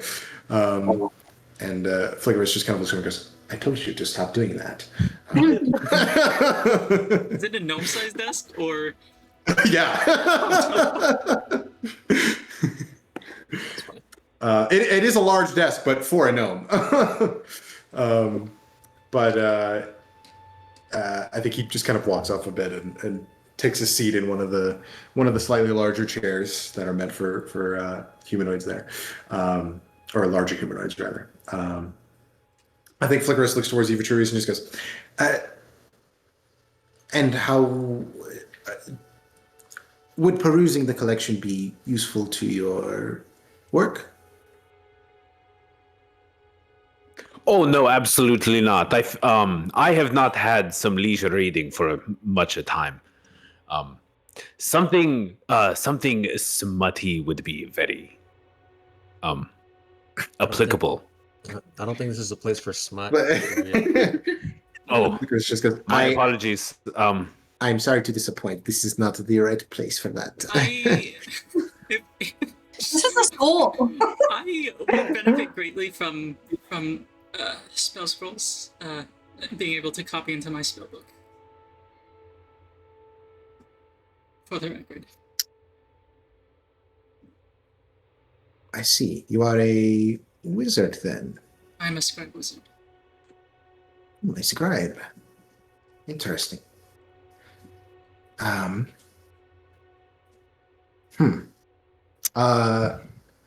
about you make a persuasion check for me, Google? I'm using my inspiration on this. Oh, nice. Okay. Please.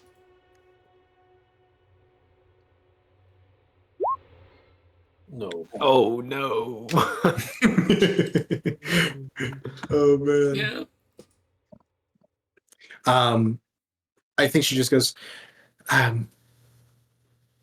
we can see what we might be able to spare. Generally, as you probably realize, our supply is relegated to our students first, as they are paying large sums of gold to attend our conservatory. But if there's anything specific that you are looking for, I will see what we can do. If Dietrich doesn't have it in supply.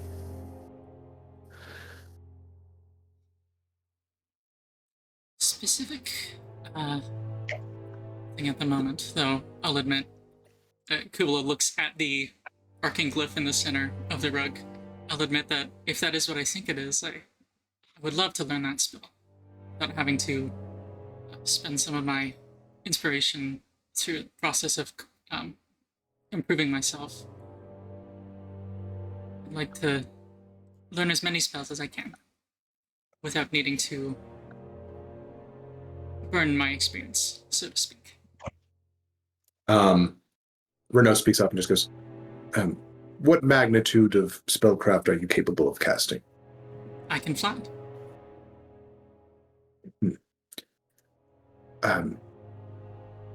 I apologize, but the capabilities of working a teleportation circle appear to be a bit beyond your scope at the moment. I'm aware, but I have ambition. That is good.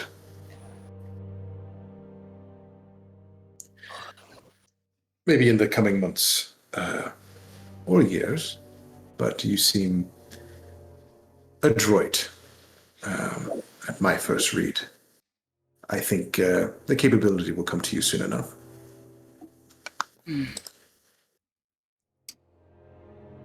Thank you for saying so. In terms of historical records that the conservatory keeps, how far back do your records go to, let's say, natural disasters, or large arcane events? Well, the records within our twin schools go back as old as Corello University, or Corello. Oh shoot, I'm messing up the name. What did I call that dang thing? Is that the one in Castello Argos? Wasn't it one just in a camp? Yes. Corello Academy, rather, is what he calls it. Which, if I'm not mistaken, was founded in the year 1314. No, sorry, 1214. About 100 years ago? Sorry? A little over 100? Of the Third Era, yes. A little over 100 years ago, yes.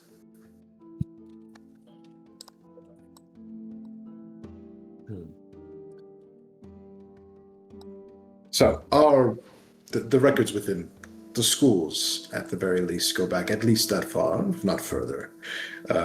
If you're looking for ancient histories, the most concentrated collection of them would definitely exist within Verona on this island. Well, looks at Blandon, thinking you were holding out on me. No, she doesn't say that. Blandon in history class. Which we know to be true.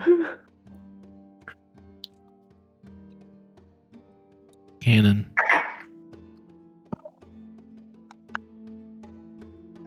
Are either of you single? Oh my god, she's asking Cool, this again. please.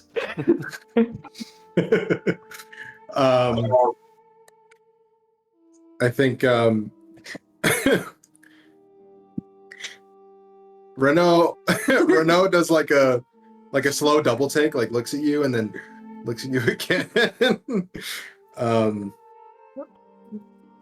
Flickerist just goes, I am taken, but Renault here, and he just goes, stop it.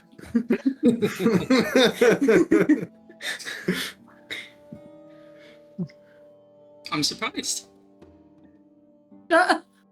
Is there anything else we can do for you? Over saying you're welcome. Flickerist just goes, no, you all approached us, so if there's anything we can assist you with further, please. We like to keep in good collaboration between Perico Enterprise and ourselves, as we see you as an important side of the fight against this incursion that is currently affecting our island. Yes, indeed. If it wouldn't be too much trouble, if this man, she casts minor image, showing her master, Agrippa Eliaquad Tharba, explains his name. If this man were to come to this conservatory, would you kindly inform me? They both study it closely. Let's go. Flickerus just goes, we can certainly keep a lookout, yes. Would be appreciated. And I think Renaud just kind of rubbing his chin there for a second just goes, if there is one more thing I can trouble you with.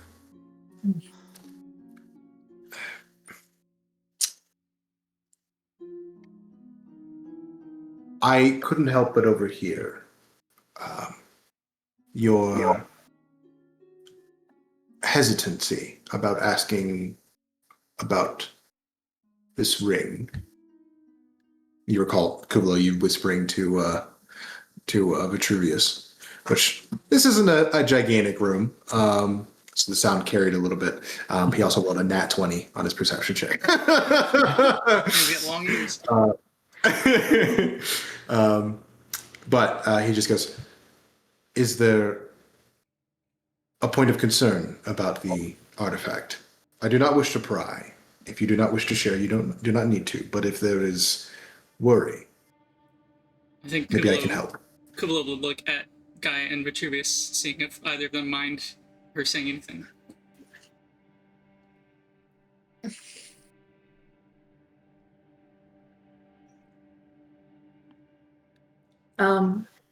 The ring isn't working properly.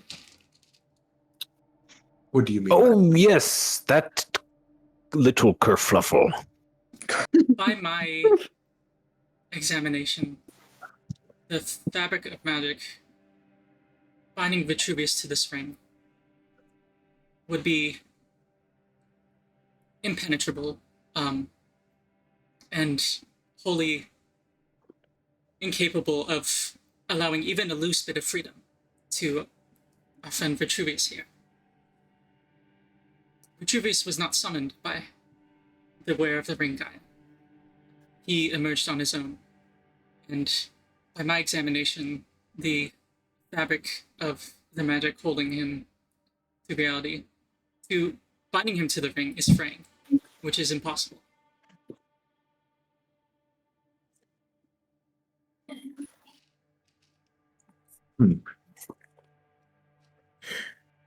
Now, I did say Diedrich is the expert when it comes to the practice of enchantment, but I will admit I am well read. I will say there appears to be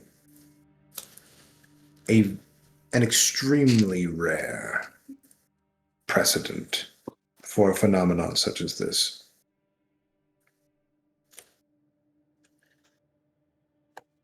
With some of the ancient sites that have been uncovered over the many hundreds of years of our history, there have been trace stories of enchantments of incredible age beginning to malfunction. Could I take a closer look, if you don't mind? To the ring? Yeah. Oh, okay. Sorry, he looks to you. I'll approach him, but I'm not gonna take the ring off. Okay. He just kind of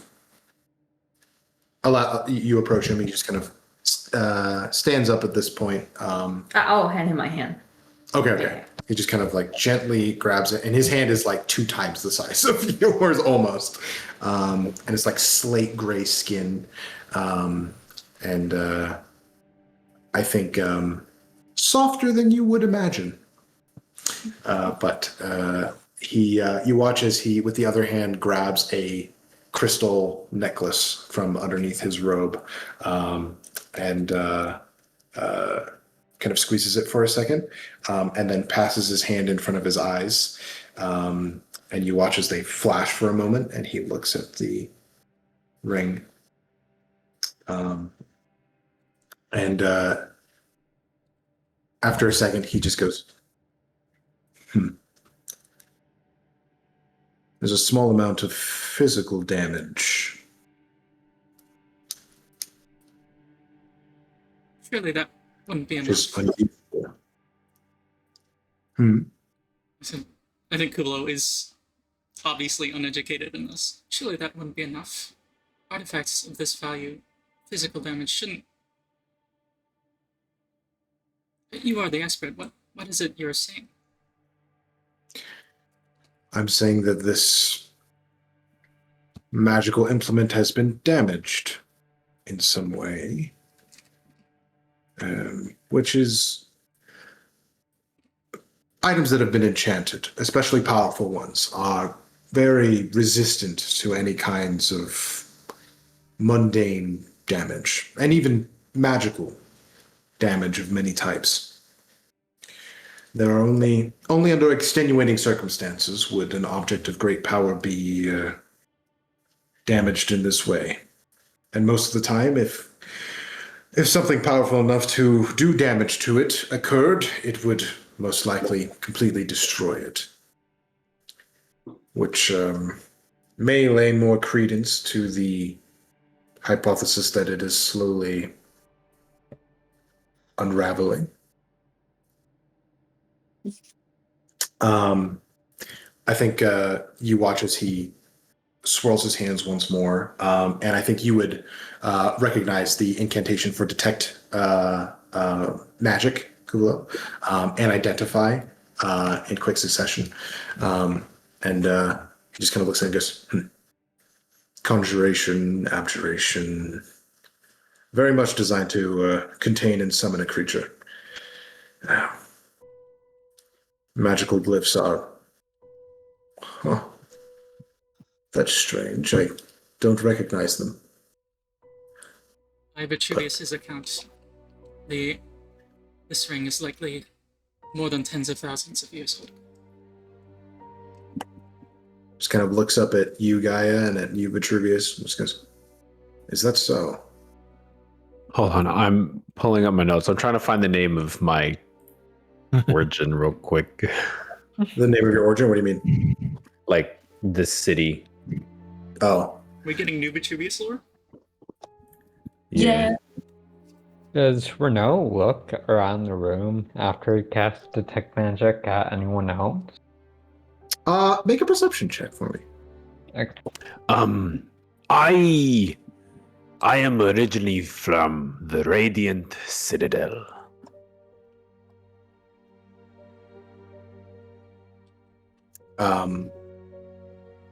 Okay, while you're making that perception check, I think, let me see.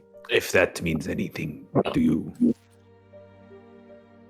I think. I try to roll. Oh, sorry. Go ahead. Oh, I'm good. 5. Okay. Yeah. Oh, you Try to rolled. roll it. Yeah, I tried to roll it subtly, thinking that was how we did it, but I forgot. No, it's all good. If I need it to be subtle, I'll ask. But Okay. for this, it's okay. Yeah, I don't think you pick up on anything. Okay. I'll say continuing to drift in and out of zoning out. Because this is very much a history lesson at points. Oh, this is a very dense conversation going on here. I think Flickerist. Flickerist seems to show a vague bit of familiarity with that location, Vitruvius. She just goes, huh. I think Professor Abruzzo was mentioned something along those lines a number of years back to me, but I don't remember the details. Ancient city, massive splendor. Well, I mean, I guess now it's ancient. However, Renault just kind of still looking over the ring, continues and just goes, despite the fact that I cannot read or I do not recognize the glyphs, there are only a few of them. Which leads to the conclusion that this enchantment is demonstratively simple, which makes sense if it is as powerful as you say, as the most powerful enchantments are generally the most straightforward. As I understand it, elemental languages are old. They likely contain much more information in each glyph.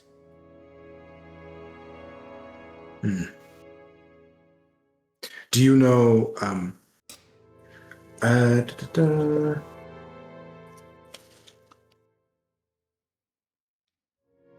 I'll say,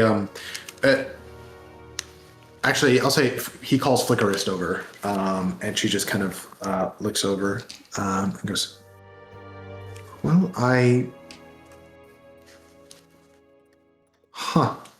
interesting. Okay. I see a hint of primordial there, but it is not exactly decipherable. Are there any other arcane glyphs on any other surfaces of the ring? On the interior. So, for example. I'll take it out. I guess I'll take it out. Take off the ring. And I'll say neither of them go to reach for it. Renault simply just like raises your hand to look at it. And I'll say, as you take the ring off, what does Gaia expect as you take the ring off? What are you like? Do you hesitate at all? How does Gaia feel? I think I hesitate a little bit and kind of think if Vitruvius is going to disappear as soon as I do that. Okay. Yeah. Actually, I was just thinking about this before you said that. As you take it off, I'm gonna be like, "Ugh," and like, act like a second, and like start like I'll like lift off and just kidding.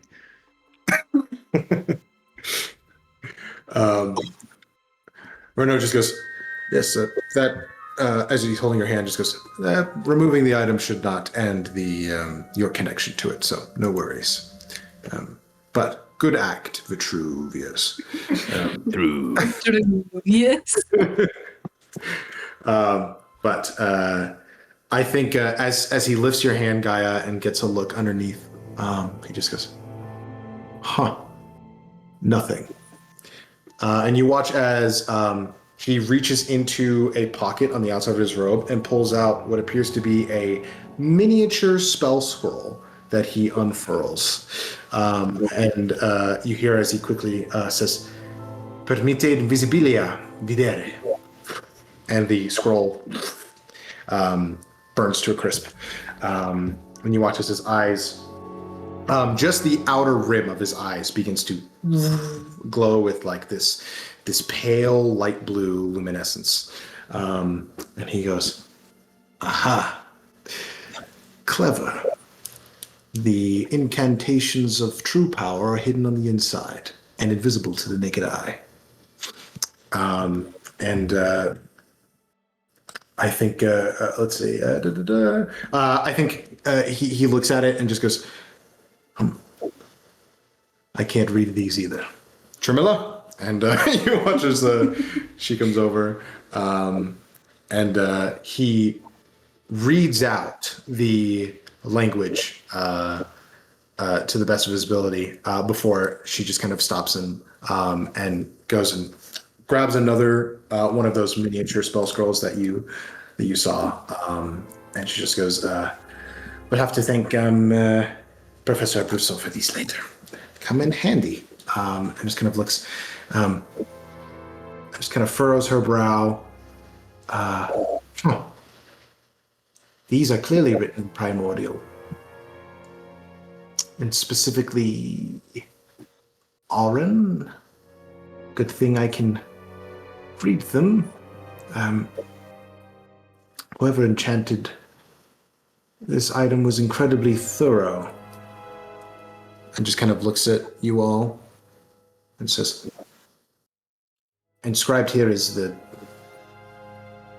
Well, I'm not sure exactly what it is. You tell me if this rings true to you, and kind of looks to you, Vitruvius, and goes, it says here simply Vitruvius, Abd Almara, Genie of Borealis, Wind Artisan, and Radiant Archivist.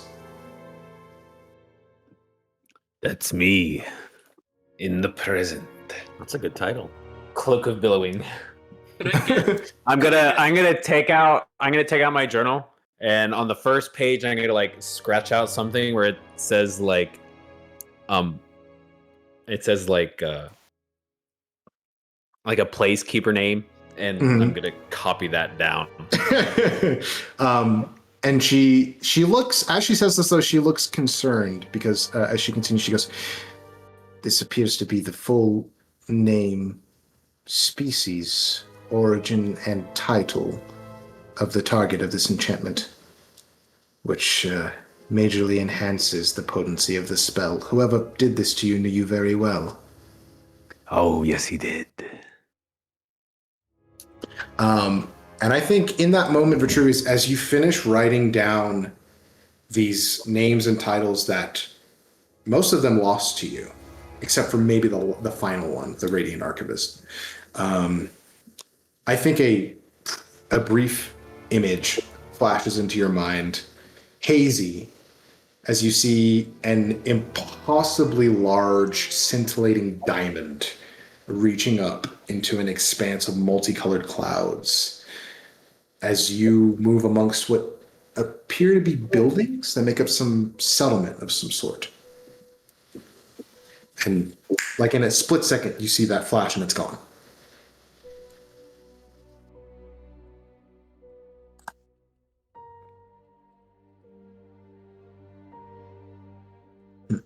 Curious. Curious indeed.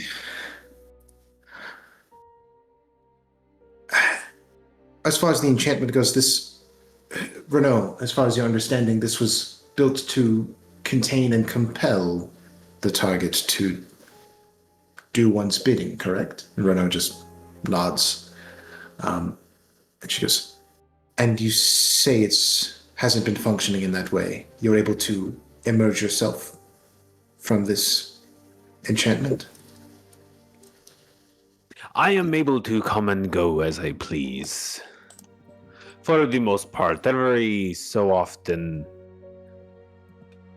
since finding myself among my new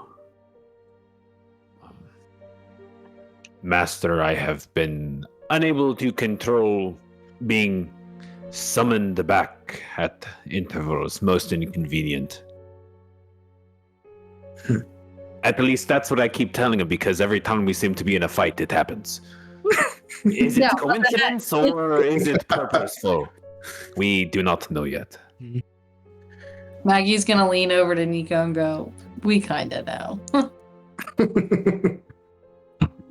Renaud just goes, well, if it truly is random, or even if it is of your own accord, that betrays the use and the intention of this enchantment, which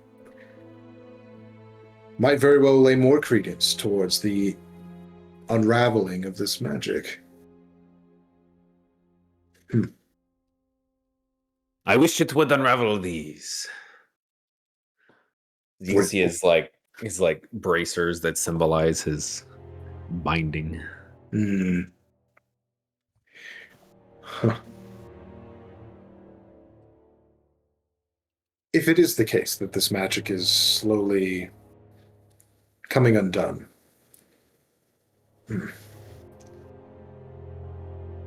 I wonder. It's possible that this process could be helped along, maybe? That would probably be the safest course of action. As long as I don't unravel with it.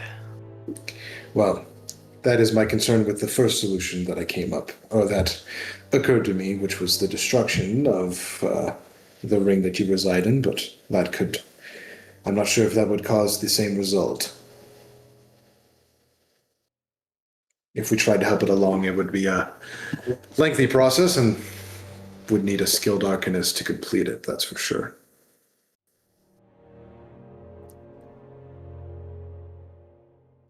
And at this point, I think he has released your hand at this point. Just goes, well, I will say,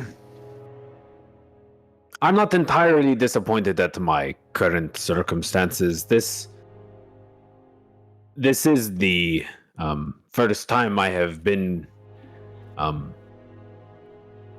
attached to somebody who has not demanded anything of me yet. Aww. just kind of looks at you, Gaia.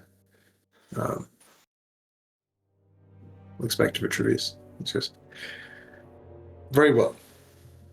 Usually it's go slay these million people or make me a god of my own planet, or I wish to have all of the money in the world. Such vain wishes. I have no doubt that what have you been asked to do is have been not particularly good things. Make my boyfriend love me even if I was a worm. That was a weird one.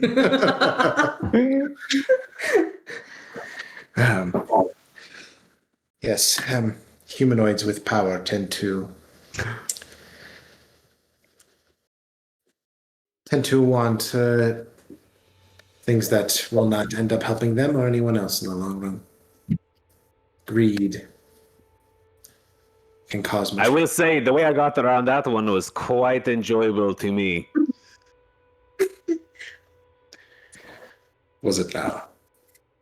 Oh yes, I turned her into a worm to find out. Renault kind of chuckles again and just goes, well, if you are not particularly interested in a solution to, or shall I say, a change in your circumstances, then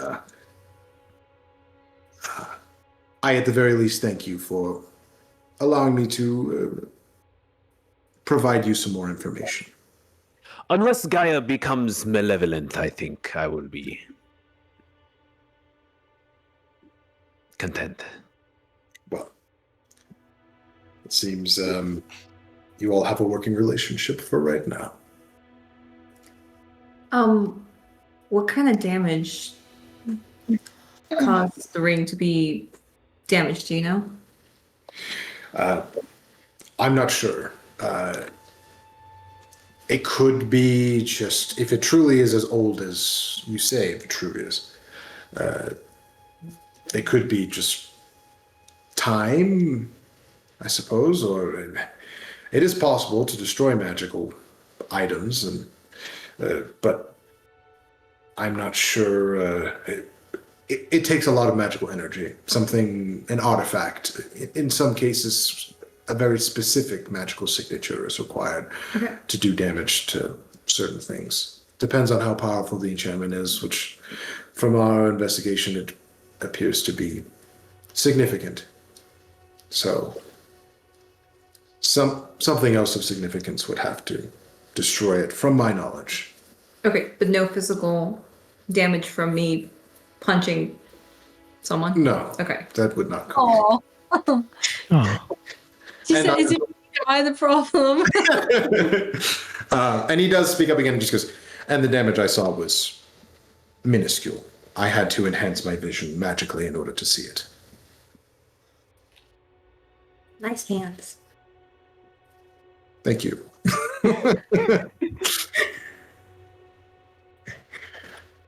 Very well. I do not wish to keep you from your responsibilities any longer.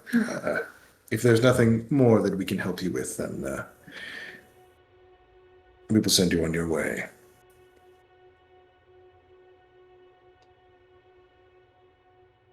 I think we'll be on our way. Thank you for meeting with us. Thank you. And feel free to contact us with any progress you make on the conversations you have with your teacher. Yes, certainly. Very well. Well, it was nice to meet you all. I hope that your work remains. Well, I hope that you all stay safe. We probably won't, but I appreciate the sentiment. You are willing to do what many others are not, including myself. So. Yeah, I think she just kind of like passes her hand over the edge of the desk, and you watch as the door opens. And she just goes, "Have a good rest of your day." You too. And by the way, your conservatory is amazing. Fantastic craftsmanship, architecture, my compliments. Thank you. I cannot take credit for it, but we appreciate your compliment. And I think you see a student outside that has relieved Arya that is there to lead you down. So, what do you think, Brandon? That was a good meeting, right? I guess. I mean, I think we got all the information we needed. That's kind of what I was hoping to hear. Honestly, I am a bit scatterbrained this morning. So. Did you have enough water? Probably not. What was next on the agenda? I think, was this the only other thing we needed to see to Valentine? Yeah, I think the next thing is to head to the headquarters, drop off Remy. Did y'all leave? I mean, we're walking we're out. heading We're out. like on our way out. I think we were saying that conversation on our way out. Samuel was just like in the chair in the corner, sleeping. Menacingly. No. No, y'all turn around to leave and he's just out. Still just hungover. Yeah, you're like, is he dead? Or like get halfway down the hall or like halfway to the door and we go, oh shit, Samuel. So they like kind of like, Maggie will go over and like kind of nudge him awake and be like, Miss Samuel, Sam, we're leaving. Oh, all right. The history lesson puts you to sleep. Yeah, it's a bit boring. Anyways. All right. I'll say as you all exit the conservatory, it is a bright day outside, and still morning, but the sun is fully risen high in the sky. There are minimal clouds today, which is a change of pace from your travel previous, which was marred by gray clouds and a torrential downpour that you had traveled through. But Vitruvius, are there any principal thoughts in your mind as you all are traveling through the halls and exiting the conservatory of these new revelations? I'm gonna open my book as we're walking, and I'm gonna read over what I wrote down, my like full title. I'm just gonna read it out loud to myself a couple times.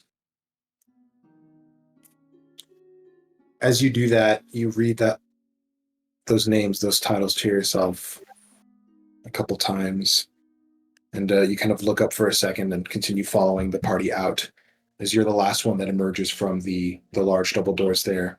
And as you emerge from the shadow of inside the building to the outside, suddenly you don't see the city of Akital anymore before you. Oh? As something else seems to come back to you. This one clearer, more recent. You pick out singular details, warmth, the sound of crackling, and a lone silhouette in a portrait of flickering light. The scene is a little crooked, though, like you're laying down or something. Slowly, the framing of this tapestry comes into focus. Trees, a forest, the hint of a scent passes on the wind, allowing you to pick up the sharp flavor of smoke in the air. Warmth, crackling, smoke. The light, it's flickering. Fire. Multiple buildings are burning angrily in the distance. And the silhouette you saw at first has now turned into two. From your still crooked view, you see a man. Waist-length straight black hair, pointed ears peeking through, chestnut skin, a large hooked nose, metallic bronze eyes that stand out. Jafar. The details are harder to pick out on the second figure, but they are markedly taller. This other one remains merely a hazy grayish silhouette, save for two deep golden points of light. A familiar arcane urge that you haven't felt in eons tugs at your presence, or at your essence, as once again the conditions of your binding compel you. You must protect your wearer. Your view rotates upright as you feel yourself emerge from the ring, your home, your prison. And a glance down reveals your first glance at your new wearer, who appears to be a dark-skinned female elf, sleeping soundly at the base of a tree below you. Your senses bring you back to the scene of wavering light as the two figures you saw before slowly begin to move towards the two of you. And it fades, and you're back on the steps, kind of lingering a little bit behind the rest of the party as they make their way down the thoroughfare back towards the city streets. And I think we'll call a break there. Wow. A good place to celebrate.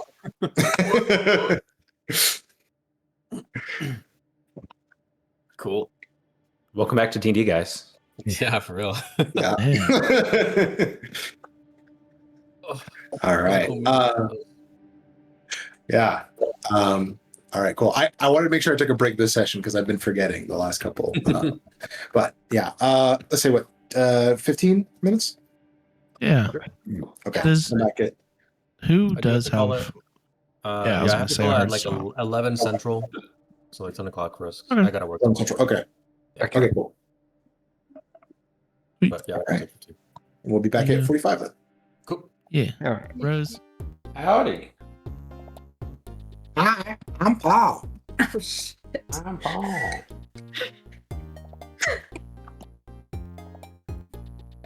Mason, can we get like about 15 spell checks? Spell checks? Oh, yes. For what? We got the professor. I think we heard his first name. We got the headmaster, who I believe we also heard the first name. We got another professor, Abruzzo? I'm not sure if we've heard of before. We got Vitruvius' Yeah. stuff. Oh, mercy.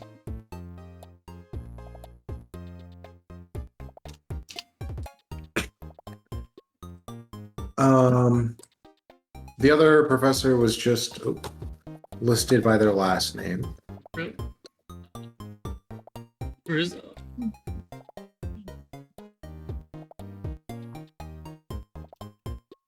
What else? I think Kula would also have been writing what she heard of Vitruvius' title. Sure. Because she's nosy. And because it was set up.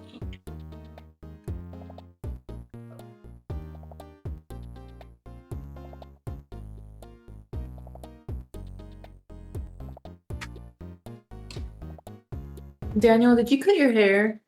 Mm-hmm. Oh, yeah. Oh yeah, wow. That's like a Shaved bud. her off. No. Yeah.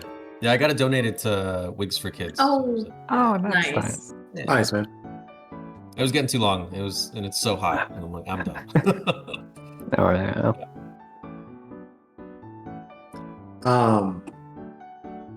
Did you mention that you were auditioning for the Denver?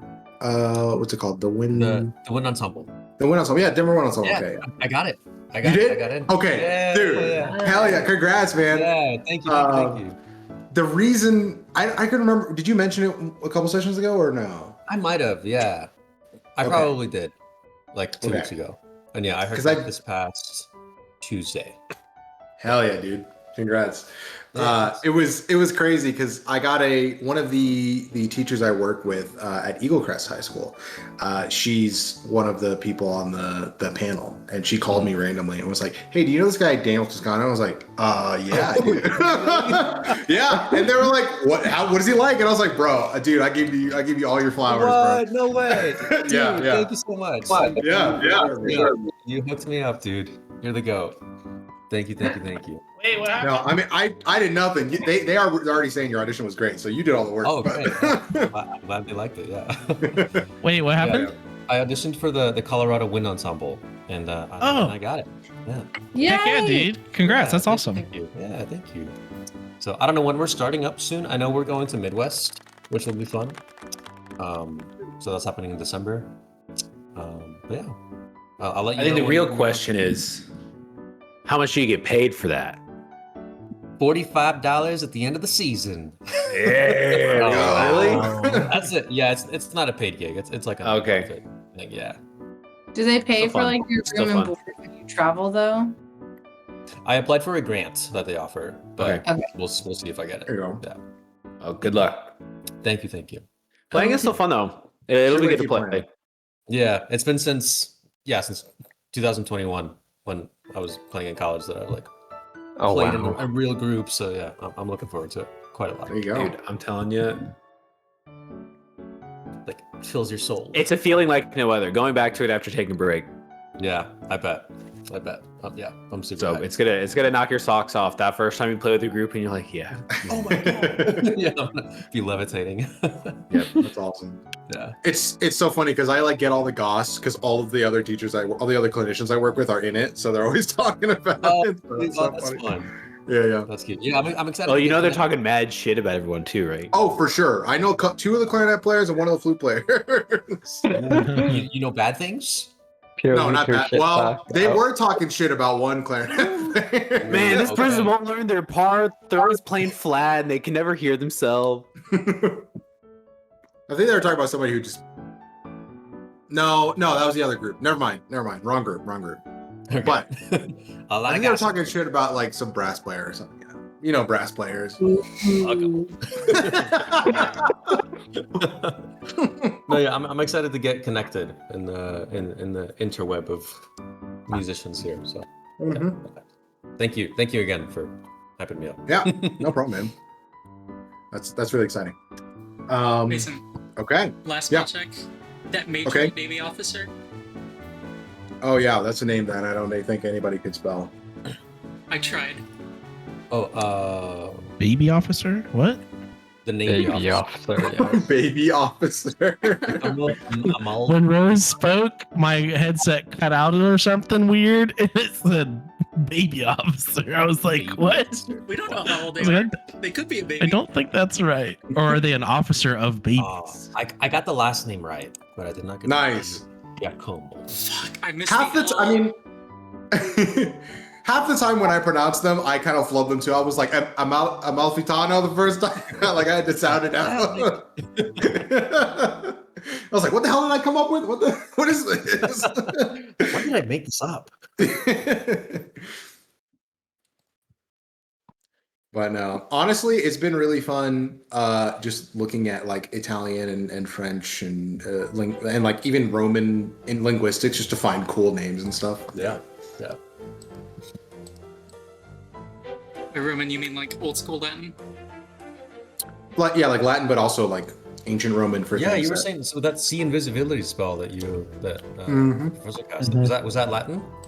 That was just Italian. Okay. Permite invisibilia videre. which basically I think just means let me see the invisible.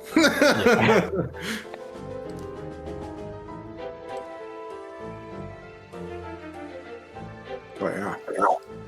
All right, we ready to jump back in? Yeah. Oh, thank you whoever put on the break playlist. I completely forgot because we hadn't taken a break in like 5 sessions.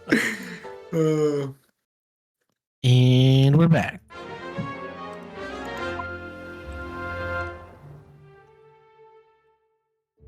That actually worked so well because like it finished and then the music like picked up again. That's awesome. All right.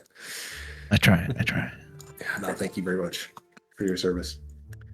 Okay. So following Vitruvius, this additional vision that comes to you, this memory, it seems, you move down and rejoin the rest of the party as you all emerge back into Akital proper in Terrano Circle.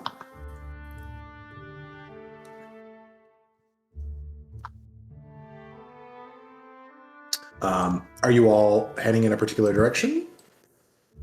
I think we need to find Remy. No.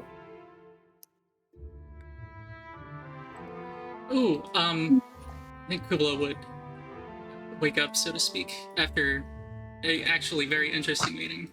Slap her cheeks a bit and procure her water, flask of water, and write a quick message. A scrap of paper tied around Oberon's talon, summoning him, same as usual.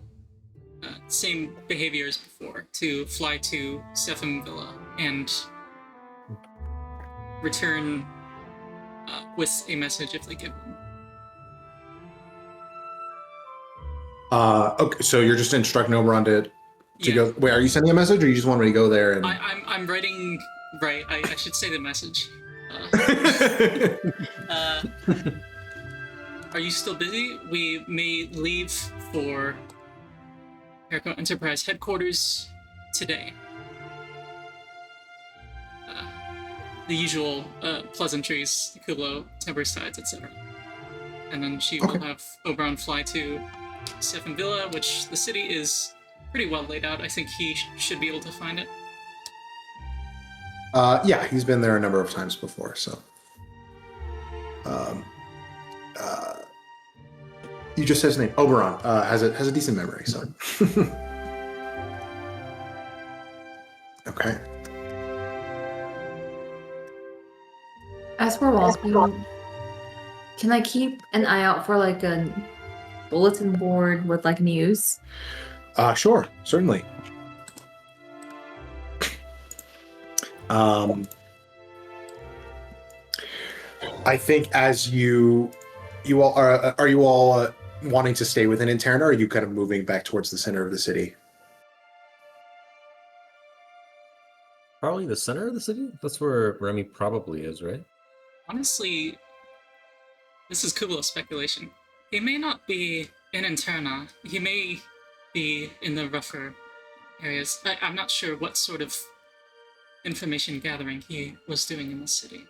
That's what I assume he's doing. That's fair. Would you be able to send him a message? Or I actually don't have the spell prepared at this moment. Give me an hour and I could, but perhaps we could return to the 5 Flagons and he may be there. That's true, yeah. We can go check. Or we could head for the stables, and that may get his attention. I'm not sure how actively he has an eye on the city. But given the fact that he sort of just confirming, you all didn't see anything different when he first showed up at the stable on the road, right? He sort of just walked up to us on the road out of nowhere. That wasn't just me.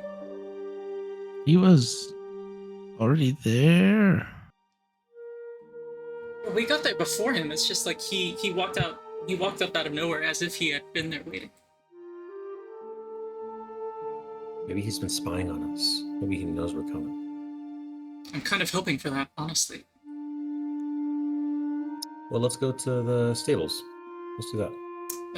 Would the 5 Flagons be shorter distance?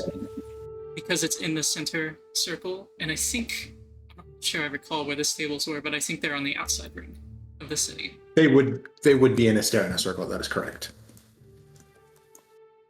We could which hit is the town. outer ring. We could hit And the Five town Flagons on was the on the intern. Five Flagons is on Chirkandana. Yes, the center one. Yeah. Why don't we go Five Flagons, and then if he's not there, then go stables. Yes, Vitruvius and Samuel could get their free drink. That's true. Ooh. One for the road. Perfect. Mort can ride straight, even if I can't. Plus, if we take our time leaving, then we may be able to speak to the High Chairman.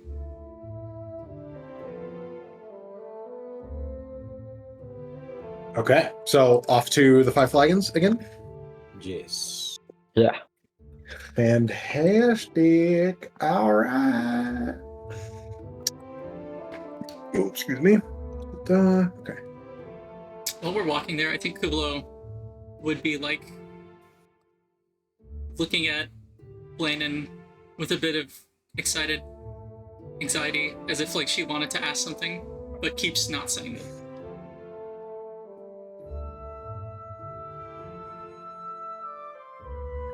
Do I pick up on that? You can make a give me an insight check. Okay.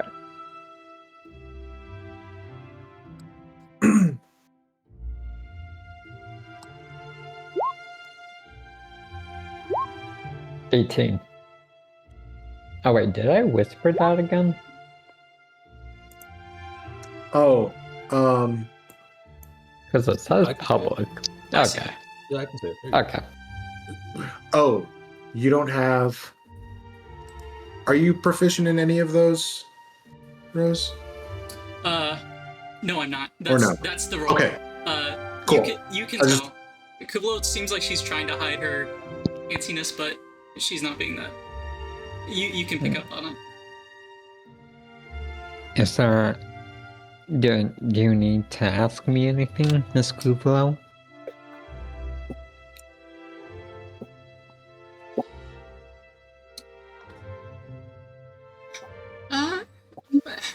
Well, two things, sort of. They're not that important, but three things, really. Four. Two. Let's make it a reasonable two. First of all, you never answered the question I asked before, Planet. Which question? Have you ever been in love?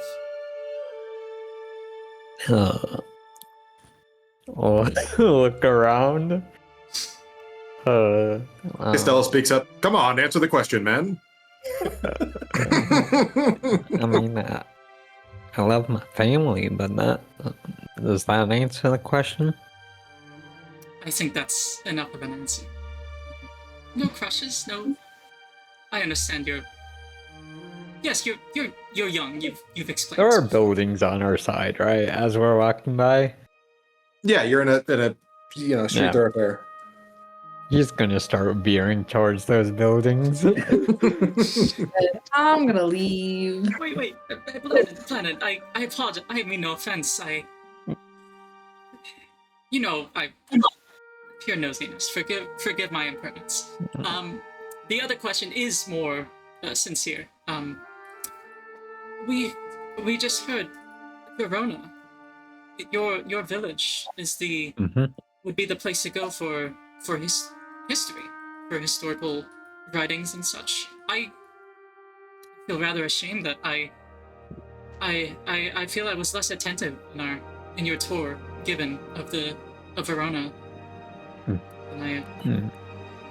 I wish I had paid more attention. To be honest, don't really know much about those history books. Didn't pay too much attention in those classes, so. Right, you've said more or less that it's the style of your village to send all youth to school. Is that so? It is. And your family in particular also held expectations of you to learn combat. Yeah.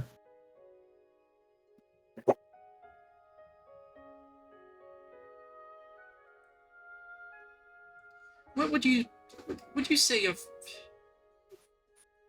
I recall them little than I'd like. But would you say your family knows much of history, Brandon? I think my parents do.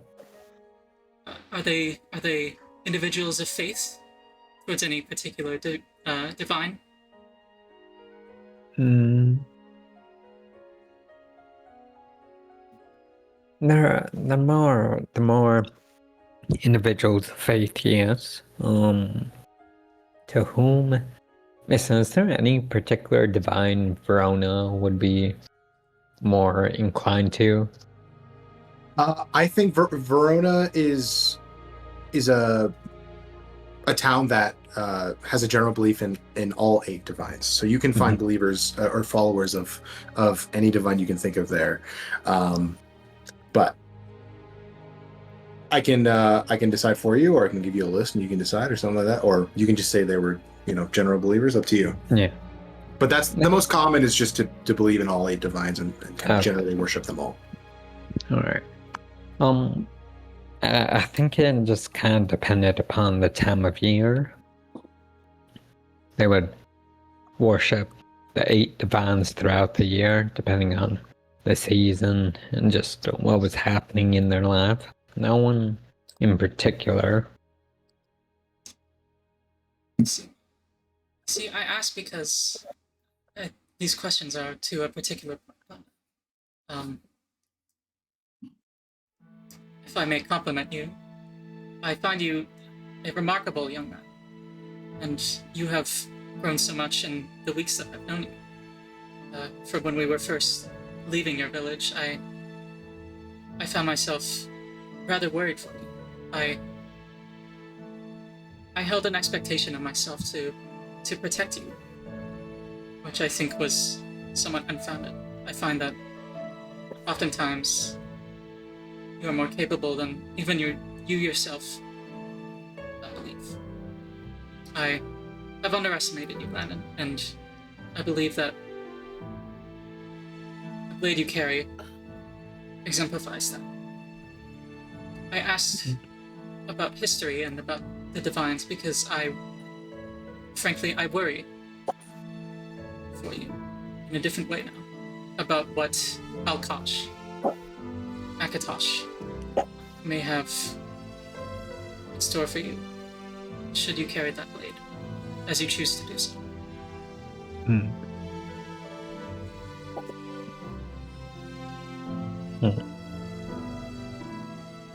I'm not too sure myself as well. I'm not sure what type of connection I have, but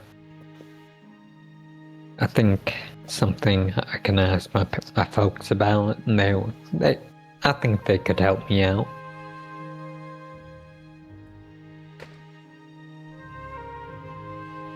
You miss your family? You miss your family, Anna? Very much, yes.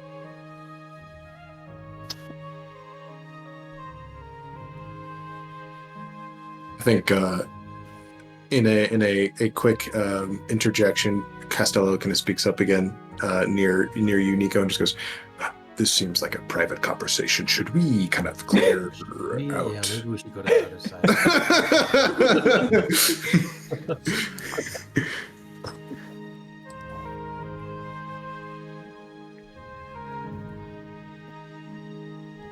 Brandon, perhaps, if I may open up about myself, perhaps part of why I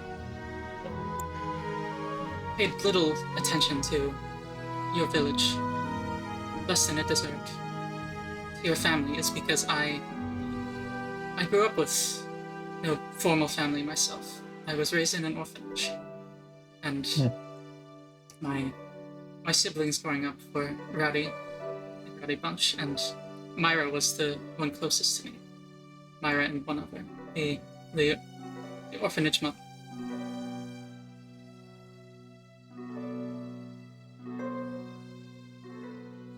I would you like me to send a message to your family, Planet? I think that's fine. I've sent them a message before.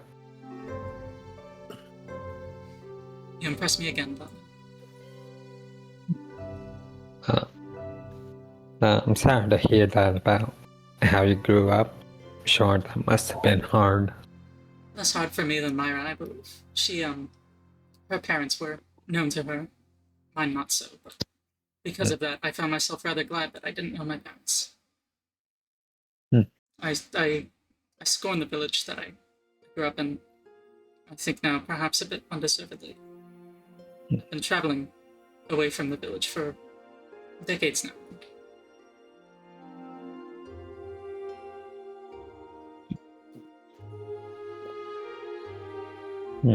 I merely wish to express that you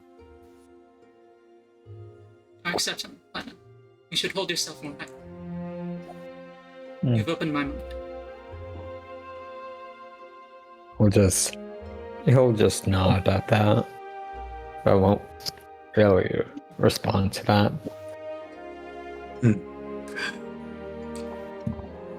Well, enough of this foolish fairy. And she pats Blandon friendly on the shoulder.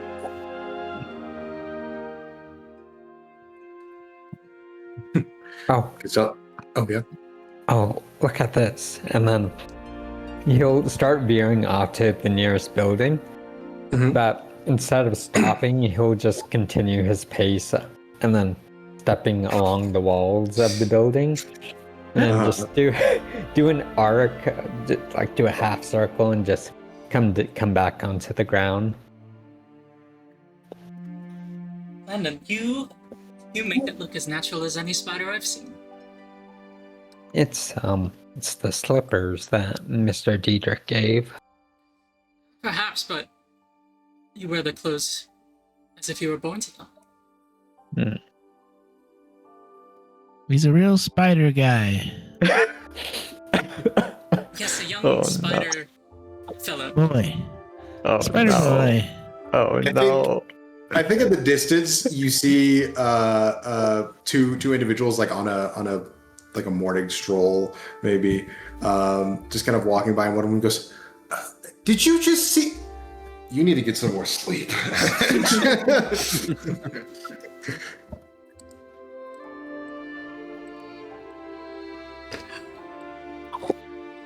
And that was fucking cool. And then Kula will speed walk to catch up with us in the group. Gotcha. I think at the same time, right as you're about to come up to the 5 flagons, you're essentially going around like the perimeter of the circle, as things are generally organized that way. And I think as you come around a bend, you're provided a decent view around the rest of the curvature. Vitruvius, you see a flash of green fabric in the distance. Give me a perception check. For caption. Per caption, please. I'm going to use my inspiration. Okay. Your spidey sense is tingling. Yeah. This feels important. 23. 23. You undoubtedly just saw a Paraco Enterprise cape flapping in the distance for a second there. Follow me, and I'm flying like a rocket in that direction. Okay. Cloak of billowing activating as it is billowing as I am. Now Superman. Now raccoons this time. Matrix style. Okay. So it is. Today is Tirdas, so it is a work day. So you're moving through people, kind of going about their business. Carts moving past. You're in Chirkandata, so this is where all the. Day after Tirdas. Oh. Yesterday was Tirdas. Oh, did I? Oh, you're right. I didn't change it, so it would be. Because we started at 11:30. Yeah, so since the long rest, sorry, thank you for the correction. So it is now Midas instead, but indeed still a work day. But you're moving through people, like I said, since this is Chicken Data, this is where all the commerce happens. You're moving past a lot of people with like carts and carrying materials and barrels and boxes, that kind of stuff. So there's a good amount of traffic here. But with your high passive, Vitruvius, you were able to pick that out through the crowd. And as you all are moving through, you can see that an individual, you're clocking them as you're beginning to move faster than them. They're not in a hurry as you are, and you're kind of weaving in and out of people. And as you get closer and closer, you get within about 30 feet or so, you can see there are 4 individuals. And you pick out amongst the crowd, you can see that one other of the individuals has a Paragon Enterprise armband around their upper arm as well, as you're beginning to pick out more and more of this entourage. As you get closer and closer, you can see that there appears to be a group of 4 that are moving in a group together. Are you all, as Vitruvius, you point this out, are you all attempting to fully catch up to them? Or are you kind of calling out first? Why not catch up? I think Kubo's gonna adjust her cap and change her cloak to Pirko Enterprise. Gotcha. Okay. So, you all try and go and get in front of them, or are you just kind of coming up alongside? Probably alongside. This is your king. Gotcha. So I'll say as you do that, you come up and catch up beside them. I'll say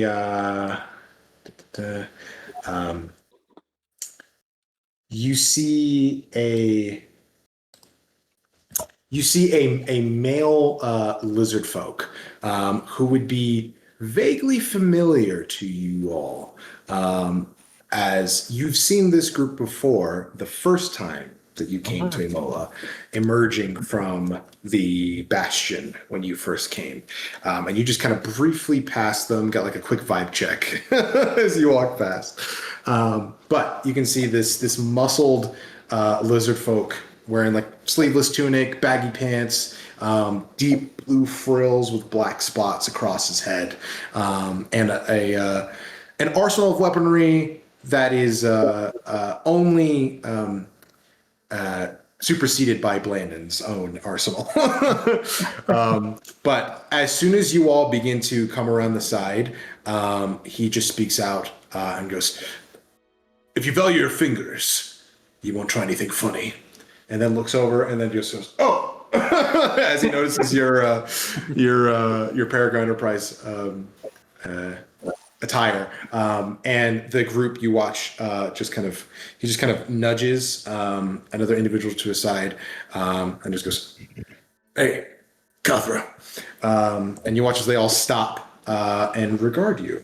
And I'll briefly describe them again for you since it's been a long time. But you see the field agent team known as the Imperators before you. You can see there's a female human, looks to be maybe early to mid-30s. Rigid posture, kind of an austere kind of presence, cream-colored skin, boyish look to their face. You can see a long scar from the bridges of the nose to the right side of the chin, and kind of short-cropped brown hair, wearing impressive plate armor, which Samuel, you pick up on, is emblazoned on the chest with the symbol of RK. And there is a she's the one that is wearing the flowing Paragon Enterprise cape, and has like a shield across. Well, I guess the shield probably would have covered the symbol, but regardless, has a shield on her back and a mace at her hip. I already described the lizard folk. There is also what appears to be a male halfling of the group as well. Short of stature, very like lithe form, pale skin, like short, dirty blonde hair that's kind of in a tangle across his head. Bright silver eyes that seem to perceive a little too well, and wearing like a PE flat cap on top. And then the fourth and final member appears to be a female tabaxi of a similar age as to the human, although it's harder to tell on tabaxi, but a little bit taller than the rest of the group, like almond-colored fur, a long, thin face with auburn eyes, and long ears that kind of curve inward like horns a bit. And wearing nothing, all of her clothing is made of natural materials. So nothing, no metals, no unnatural fabric, something like that. But I think you see as this group looks to you all, and the lizard folk speaks up and just goes, "Well, I'll be damned. Tempers tides, huh?" Hello. Oh, it's you. Interesting that we run into you here, because Arno's been making a fuss about where you were at. Funny that we find you first. Making a fuss. What do you mean? You weren't sent here for Is he like us, angry were with you? us? No, we're not here for you. That's not what we do. We're not errand boys, girls. Sorry.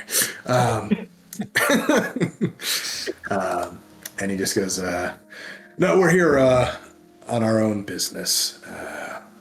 We actually related to the last assignment you had here. Well, Gothra, is it? Are we okay to share?" And you watch as who he appears to be looking to seems to be the unspoken leader of the group, at least at your first glance. At least carries herself that way at the very least. And this woman that you see referred to as Kothra just speaks up and just goes, "I don't see why not. They were pivotal in preparing us for the next stage of this mission. The Duragar that you encountered on your last mission here. We've been requested by Perico herself to take them and make contact with the denizens of their Underdark city and report back our findings, confirm that their account is true.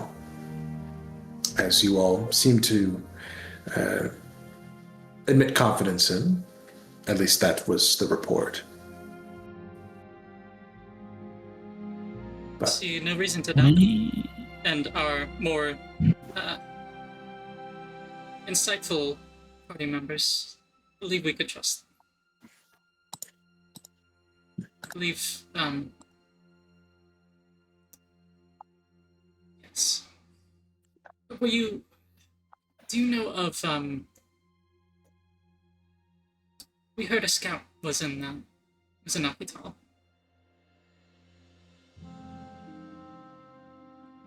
Would you know where Yes. we could find them? they're stationed in the waterways. Let's see. They're keeping watch. As is what's the word? As is policy for any sites of great mutation that we find. Could I get a name for them? Just in case, on the off chance, we need to contact them in an emergency. I don't recall which scout was sent. We're actually going to the barracks office right now to speak with Guardian General Caracas and commence with our operation. So, but I think the halfling just kind of clears his throat for a second and just kind of steps up and goes, "Hello, name's Darcis. Nice to meet you all." It just kind of like pulls at one of the cuffs on his shirt. Just goes, got quite a large group there. Not standard. We're not a standard bunch. It sort of happened by accident. Fair enough. None of us are really too much there, huh? It's a special breed. For sure. Especially Mist over here. And you see he points towards the tabaxi woman, who just kind of looks at him with a sidelong glance and just goes, "As he said, my name is Mist. It's a pleasure to make your acquaintance, Temper's Tides." Should we introduce ourselves? Of course. Save our best for last, as usual. Samuel. What the I believe. hell? I don't know. Are we all looking at Spencer? I forgot there was a dog. I was like, is he just playing with what Practicing his magic tricks. Sorry, I got distracted. I'm sorry. How many of them were there? Just four. Four. He's being. Who was the first person talking? It was the lizard folk? I don't think you got his name yet, but it was the lizard folk. Okay, lizard folk. Yeah, and I can give you spell checks in a sec here. No, all good. And then who was the one that had the chest plate with RK on it? Kothra. Human. That was the human woman. What's her name? Kothra? Kothra. I can type that for you. Let me just go ahead and give them to you. Kothra. It's okay. Yeah. Hell yeah. There was Tharsis and Mist. If you spell mist weird, I swear. Not this time. Not this time. The vaccine names are usually exactly as you'd expect, I think. Okay. Yeah, I'm not Vitruvius. I'm Samuel.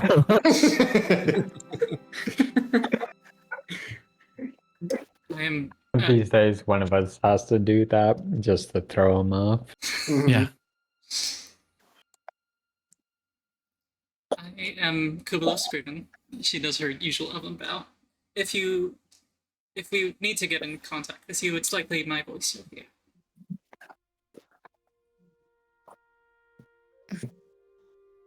Good to know. My name is Brandon. Landon. I'm Nico. Maggie. Gaia and Mushi.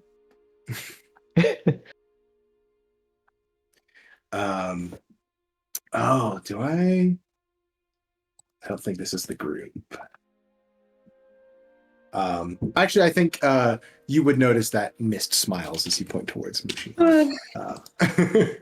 But I think Kothra speaks up again and just goes, "Well met. Jiaozo is correct, though, which you catch the name of the lizard folk there, which is Jiaozo there." And she speaks up, or she continues, and just goes, "The overseer has been wondering your whereabouts. It seems that the last update that you all gave him the impression that you would be arriving sooner rather than later. So he was curious what is extending your mission time. Are you intending to return here soon?" I think so. I think we're heading out tonight, most likely. Hopefully, Divine's willing, we will be returning to headquarters soon. Good. We had like a whole other mission to take care of on top of the one that we first came to Akital for. Yes, the mission in Luca, yes? Yeah, and then there was Yeah. more to that one, and then we had to follow some of those leads back to I think Akital, got and a little then out of hand. Yeah. But we wrapped up Wow. most of the loose ends. I was traveled to some other planes. Crazy stuff. Mhm. I'll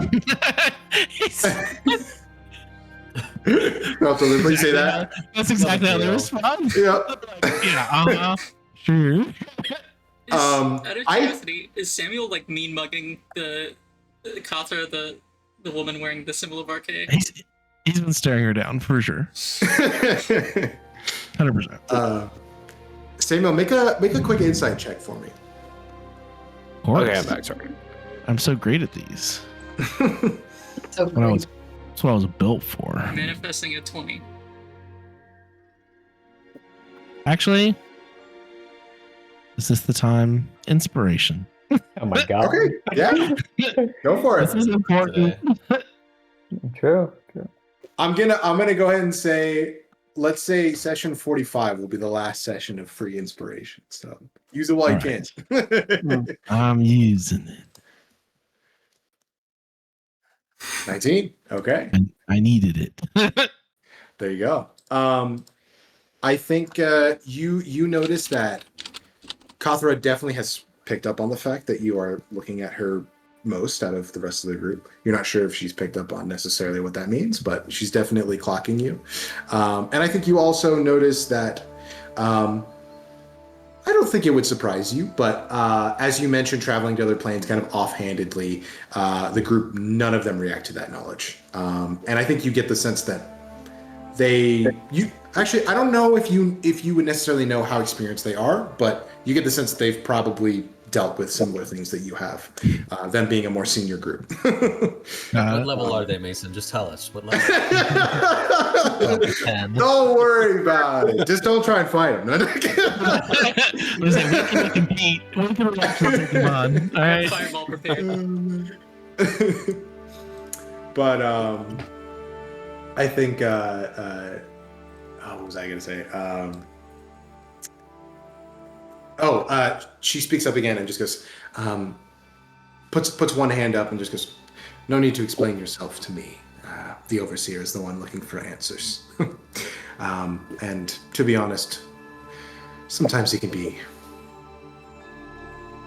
a little more difficult than necessary, so to speak. I also recall that Umber of Black Company was interested in meeting you, so. Would they be at headquarters now? Would we happen to run into them on return?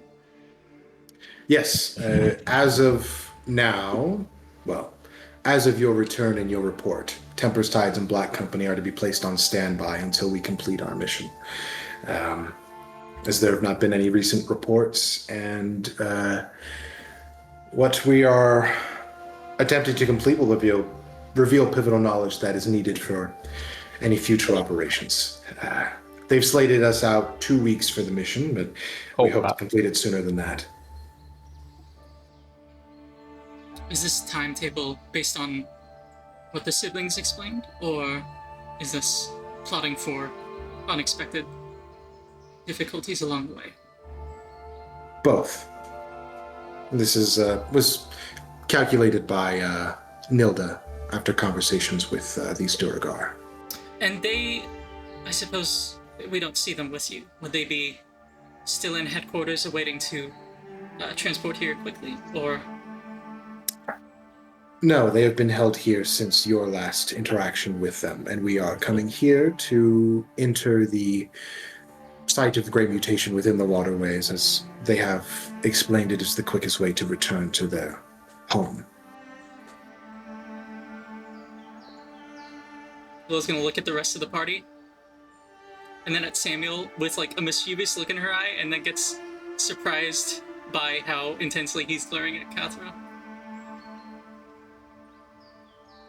Would you be interested in joining a little joke of ours? Oh no. I think you see Darcis, the halfling, just kind of like lean in a little bit, just be like, "What kind of joke?" A very fun one. Well, I wasn't the one who started it, but I'm from the plane of fairy, and I feel it is my duty to spread it as far as we can. We understand that. Duty. That wasn't intentional, but nice catch. Kathra is just staring daggers at him. You see, since we accomplished our mission in Luca, I think in recognition of you sharing your mission, I can share a bit of what we encountered, which was a scholar from another plane, one by the name Hamzen, who shared a bit of information from the perspective of one investigating the Great Mutation outside of this plane. In conversation with this Hamzen, we started calling the in-between the Great Interplanetary Crumbly Bumbly. the great crumbly bumbly, and have been attempting to explain that as the proper terminology to every person we have come across since. Big grin across Darcis's face. As he's like, I'm picking up what you're putting down. Like, meet Copper's gaze and just shut up. And Copper goes, I wasn't talking. Actually, I'm not suggesting you do anything, but it would be really funny, really fucking funny if this started being the official terminology. Make a persuasion check for me. That should be Gaia's first wish. Replace all instances of the great mutation with the great crumbly bumbly. Oh my god. I should have saved my inspiration for this. God damn it. 15. You want mine? Guy, would you... Oh, okay. 15. Would you have to introduce yourself to Guy? Did you? What? Did you introduce yourself as well? Yeah, you did with Mushi. You did, Okay. yeah. I forgot if you... I don't know why I momentarily forgot. Okay. 15. I think you can tell Darcis is immediately on board. Mist looks like mildly amused. And Jiaozo is kind of like narrowing his eyes, but it's like... I think it could be funnier, but it's a good start.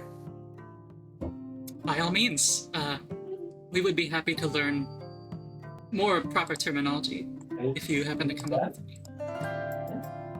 Well, I'll be sure to come back with a new creation after all the free time we're gonna have. So yeah.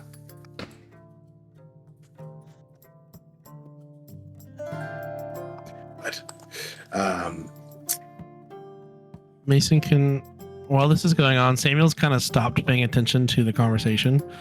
Can I ascertain, like, if she is a follower of RK, or like, do I see any other symbols? Like, can I either insight or like perception check if she's like got anything else on her that is RK, like another symbol or anything like that, or just from the way she acts that I would know about followers of RK, or I mean, not to like, what am I trying to say? I think the very obvious symbol on her chest at the very, I mean, you don't think anyone who isn't like devoted to RK would necessarily wear something like that, unless, right, it was like something they found and it, it works really well for them. and that's what I'm trying to see if I can just tell by looking at her. Like, I don't know. But if not, like, that's fine. I think it's difficult to necessarily determine, because you're basically trying to ask like, how is she devout or not. I think it's hard to tell just from the conversation you've had so far. But the symbol on her chest is a very, very clear clue, at least in that direction. But you might have to talk more directly to her about that if you wish to find out more. No, yeah, that's fine. I was just like, while conversations are going, Samuel's just like watching, staring, judging. I mean, I'll definitely say though, the way she's dressed definitely screams paladin to you. Okay, cool. Yeah. No, even just that, that's cool. Yeah, that works.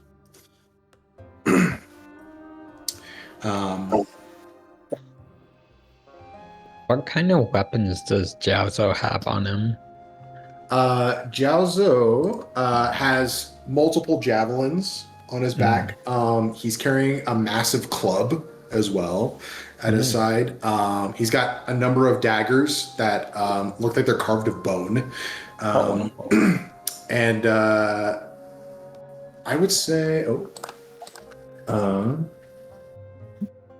he's got like a large pouch at his side that you're not sure what might have in there. That might be like darts or ball bearings or something like that. And it seems like utility or something like that.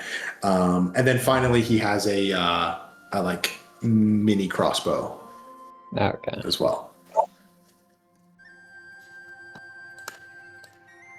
But yeah, he's pretty decked out.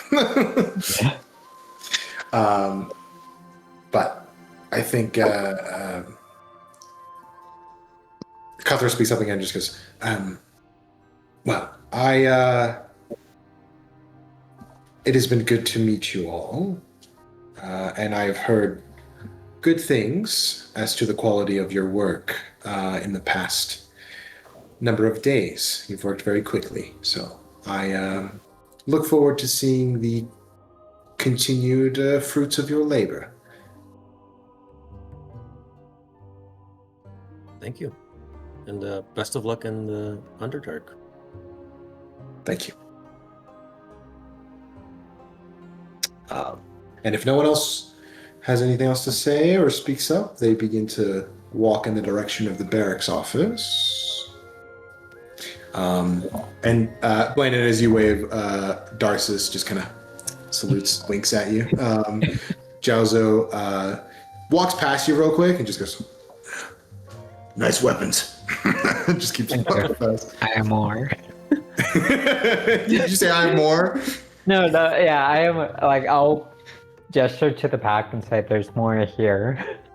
He looks at his club and just goes, "Yeah, mine's bigger though." Just keeps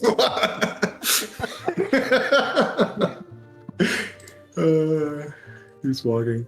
And Miss just kind of gives like a polite nod and a wave and follows after them.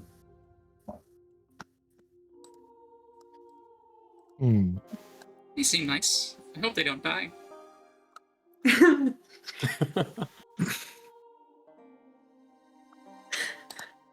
Can I look around real quick and see if I can find like a news board? Certainly, yeah. Perception? Yeah, make a perception check for me. Oh.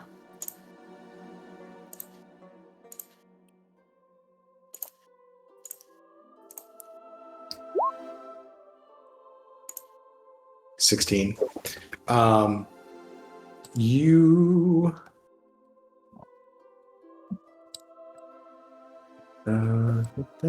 Yeah.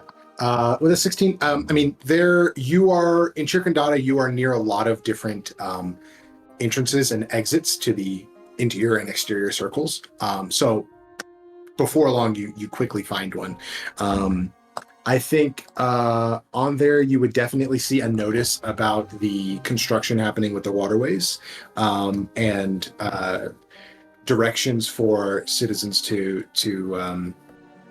schedule out their water station time and to proceed to the ones that are currently working in Terna Circle while they get the rest of them fixed. There is also a notice about sorry. Oh, wrong one. There is also a noted. Well, no, that wouldn't be there.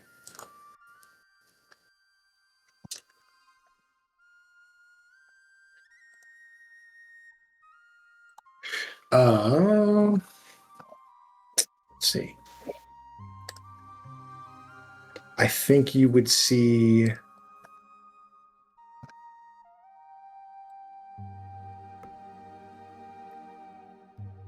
There would probably be a couple local like wanted posters and things like that as well. I also think there would be advertisements about the Contessa Conservatory as well, like trying to recruit students, that kind of thing. And also there would be a flyer about a carnival that is going to start in the coming weeks. Are you looking for anything specific? I'm looking for anything like specific connected to Savion, the twins. I think there would be like a general like news bulletin that would have like the headline like Savion or no Tolova Bahia Lady Premier missing. I don't know if, other than that, I don't know that Savion would be mentioned on this board currently. Okay. When's the carnival? When's the carnival? Let me look at my calendar. I'll be That's my DM screen, wrong thing.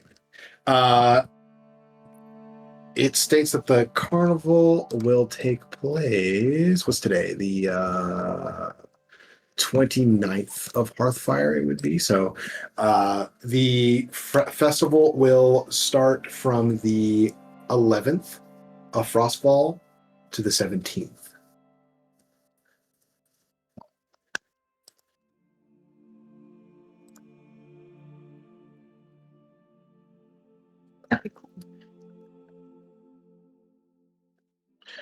But yeah, I think that's all the pertinent information that you find up there. Okay.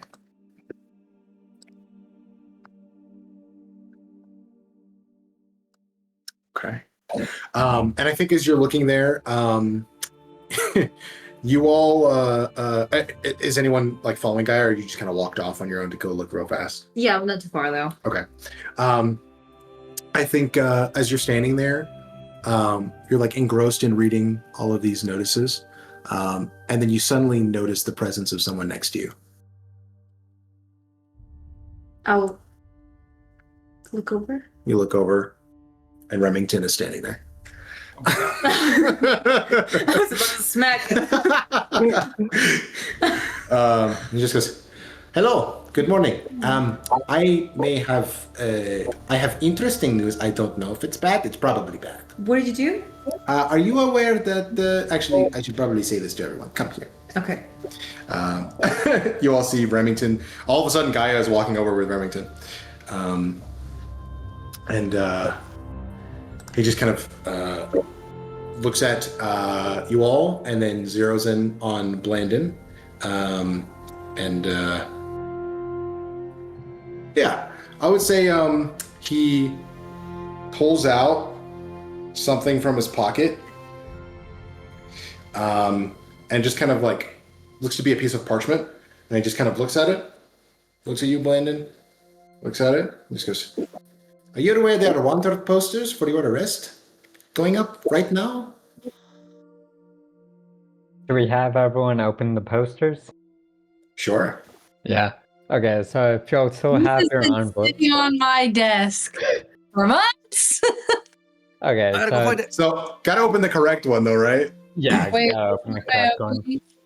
So it should be what, the bigger one, correct? The bigger one, yes. Yeah, so open only the bigger piece of paper, not the smaller one. Not this one. Wait, that's your birthday card. You're right. It was right next to, Oh my gosh. it was right next to You have it? It was right next to the other one. I had What's your the name? Okay? This one. Yeah, it's the one I with have the to find it. It's Yeah, big the one it should be the one with the circle seal on it. this one. Big one, yeah. Yeah, big one. Landon, your character art reminds me in the best way of Tyson from Percy Jackson. I don't know Ooh, who that is. Ah, Who's Landon? A little bit. okay. Huh? Grand Theft Okay. Auto. Which one? Grand Theft. Oh, The bigger one, Spencer. This one. Yeah, that yeah. one. Yeah. Okay. Only This 200 is awesome.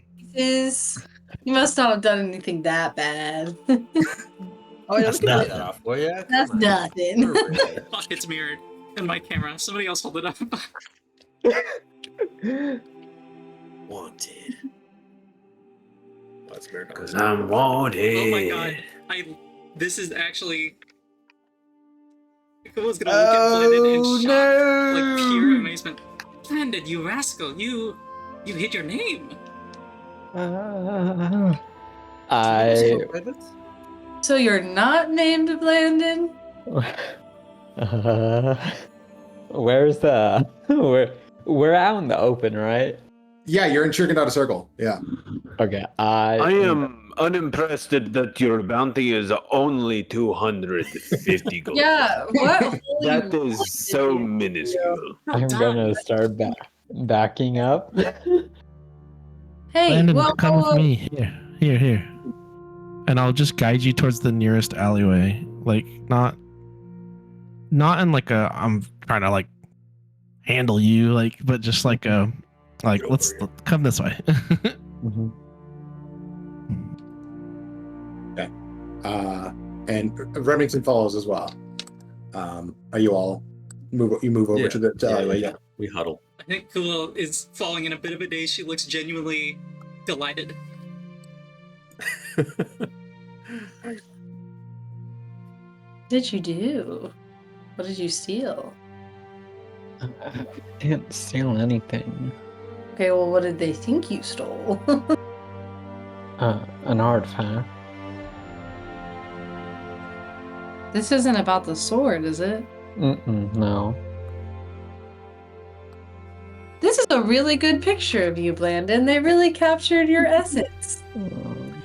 Yeah, typically one of They got pictures are more your- like mean mug. They got your nose right and everything. So very very quickly, I have a question. Are you do not seem like the type. So either you have hit it very well or not. But are you some kind of crime lord who's trying to get your name out there because you're doing a very good job? If not, so I'm basically trying to say, is this a good or a bad thing for you? It's not a good thing. Good. Okay. Well, they, as far as I can tell, they are making their way through a Sterna circle right now, and they will probably be here within the next 20 minutes.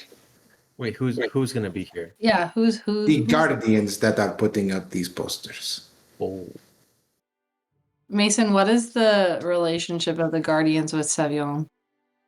Nothing. Nothing at all. The guardians only exist here on Valenta. Okay. We. Let's get out of town.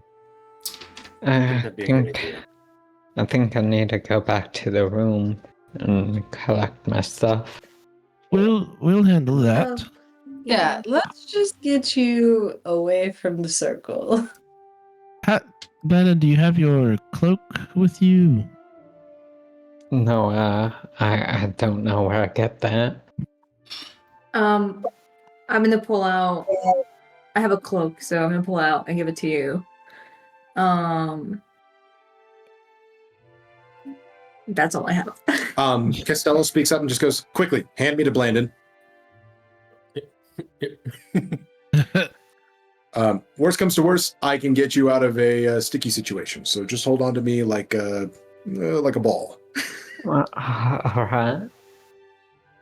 Mason, I don't know if I can do this because, again, this is my first campaign using magic. Can I cast minor illusion on Blandon, or will it eventually wear off when he leaves? Like, minus it. Because it's only a 5-foot radius, but. Correct. Any you can say within range that lasts for the duration. Minor. So the cantrip, right? Yeah.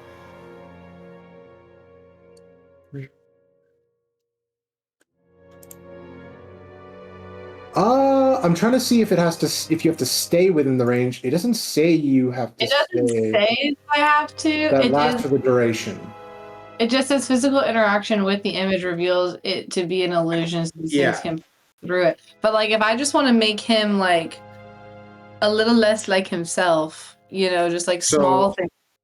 That would be. I will say it doesn't actually alter him. You would just create an illusion in that space. Yeah, that's what and then as soon as he moves, though, it will stay where it is, and it won't move it, because it's not actually on him. Can I cast it on something he's wearing, or that still won't work? No, so the way that this spell works is it doesn't attach to any object. It just appears. I figured. I don't have like disguise self or anything. I was just trying. Yeah, that's where a disguise self or alter self would come in. Yeah. That's why I was just trying to think of something I could do, but I think even a major image wouldn't be something that would stick. No, I think it would have to be like disguise self. I didn't have that, so I was just curious. Yeah, all good. But yeah, unfortunately, that would not work in this instance unless Blandon just stood stationary. Which defeats the purpose of what we're trying to do. Has Oberon come back? It's been maybe like 20 minutes in conversation and travel, maybe 30 minutes, I'm guessing. Or so. Oh damn, Ganesh is not reheated. I will. I will say Oberon does return. I'll say he returned a number of minutes ago, and there is just a simple note that looks to be not in the chairman's handwriting that just says the chairman is predisposed. Apologies. Okay, well that's kind of a good thing here. Should we wait for Ganesh to get back? Because this feels like Slightly important for Is he everyone. no, his laptop overheated. So yeah. Excellent. This is Oh, shit. accurate. I didn't even see that. He's actually frozen. He's like frozen in fear. Yeah. Oh, Ganesh, you back? I'm back on my phone. And it's the weird angles, but yeah. That works. I can roll stuff for you if we need to. Yeah. So Ganesh, Oberon did return with a message saying the chairman is busy. So Kublo will Okay. hand you Oberon and say, if you need anything, tie a message to him and send him flying. All right. Costello, Remy, you'll be going with Blandon? I'll go with London. Perhaps a non-elf should go with him, because I more or less ran from the village with him. Oh. And I think Remington actually speaks something and just goes, "Oh yes, I forgot," and pulls out another slip of paper and just goes, "This one doesn't really look like you, but it has big ears," and just points it towards you. And you can see another wanted poster that depicts a female elf that looks nothing like Kuvalo, save for the ears, but similarly wanted for the theft of. Does it look like one of her seasons? No, it looks like someone completely different. Somebody. Okay, one sec. I'll join on my laptop.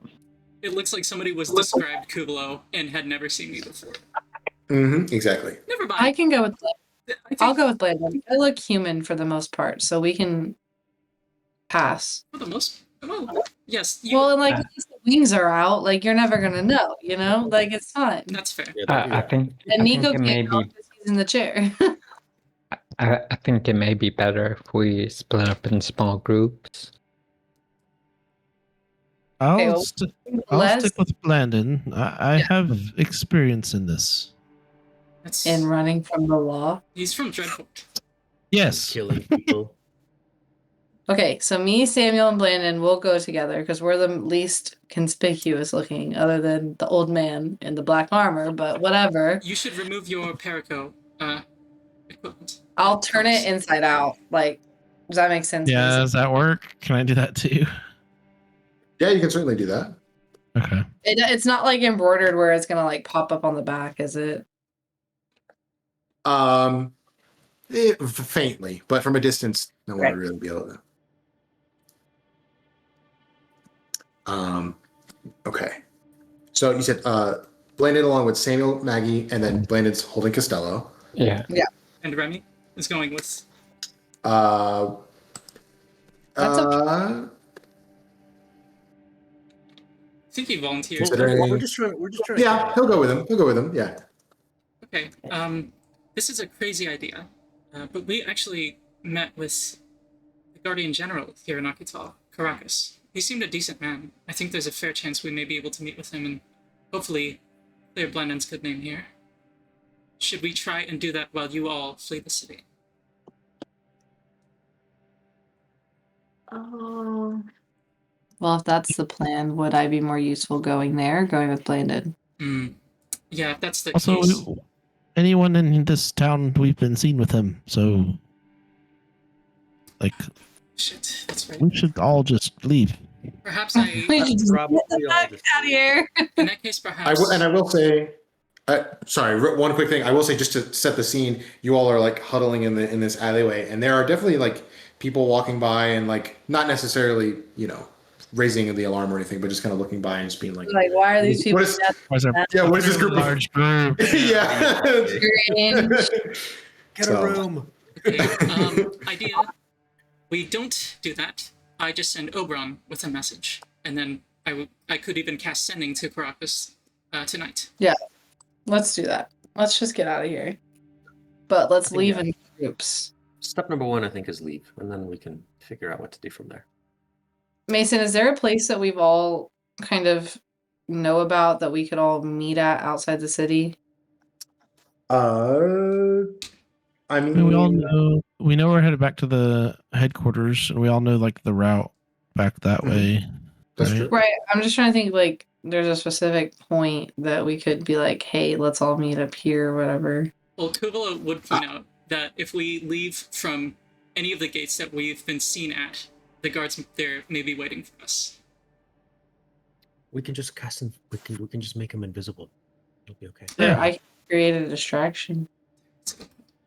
I can make him invisible. It's fine. I can also, yeah. We got ways. We got this. Let's just go. Okay, Nico, you go with one group and Samuel will go with the other. That way we can split up the invisible powers. I can also cast invisibility.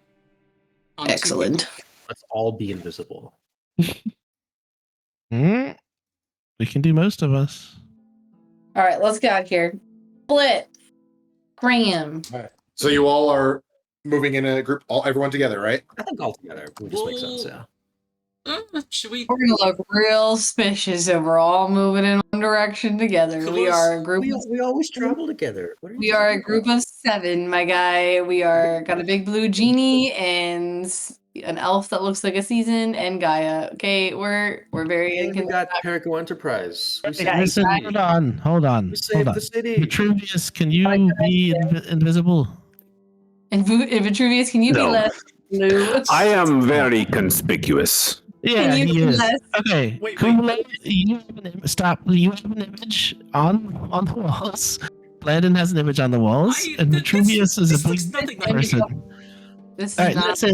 listen. I think we should stick with the original plan and just leave in separate groups and meet outside the city gates in like 2 miles. All right, Yes. Kumla, make yourself and Vitruvius invisible. God bless it.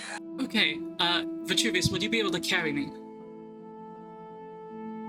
Sure. Okay, an hour flight would get us outside the city, right? An hour flight. Oh, certainly, yeah. Okay, alright then. Whew, okay, I guess let's meet up at the road south. Nico, you should go invisible too. A mile outside the gate. Yes. So I'll say this, because of the time that it is, and because there's a lot of plans going here, I'm gonna be friendly and give you a week to consider what you. Yay! Like we're making this way too complicated. Like we all just need to go meet outside the city gates. I don't think it's that hard. But fantastic. We will pick back up with your attempted escape from the city next session. But yes.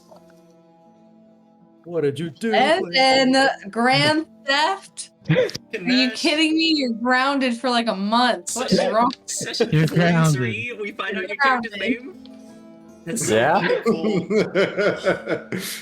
Amazing. That's hilarious. I feel like the whole group is just gonna be like, Blandon, you're grounded. Is Kuvula the only one that's like, way to go, Blandon, let's go? This water poster makes you look cool.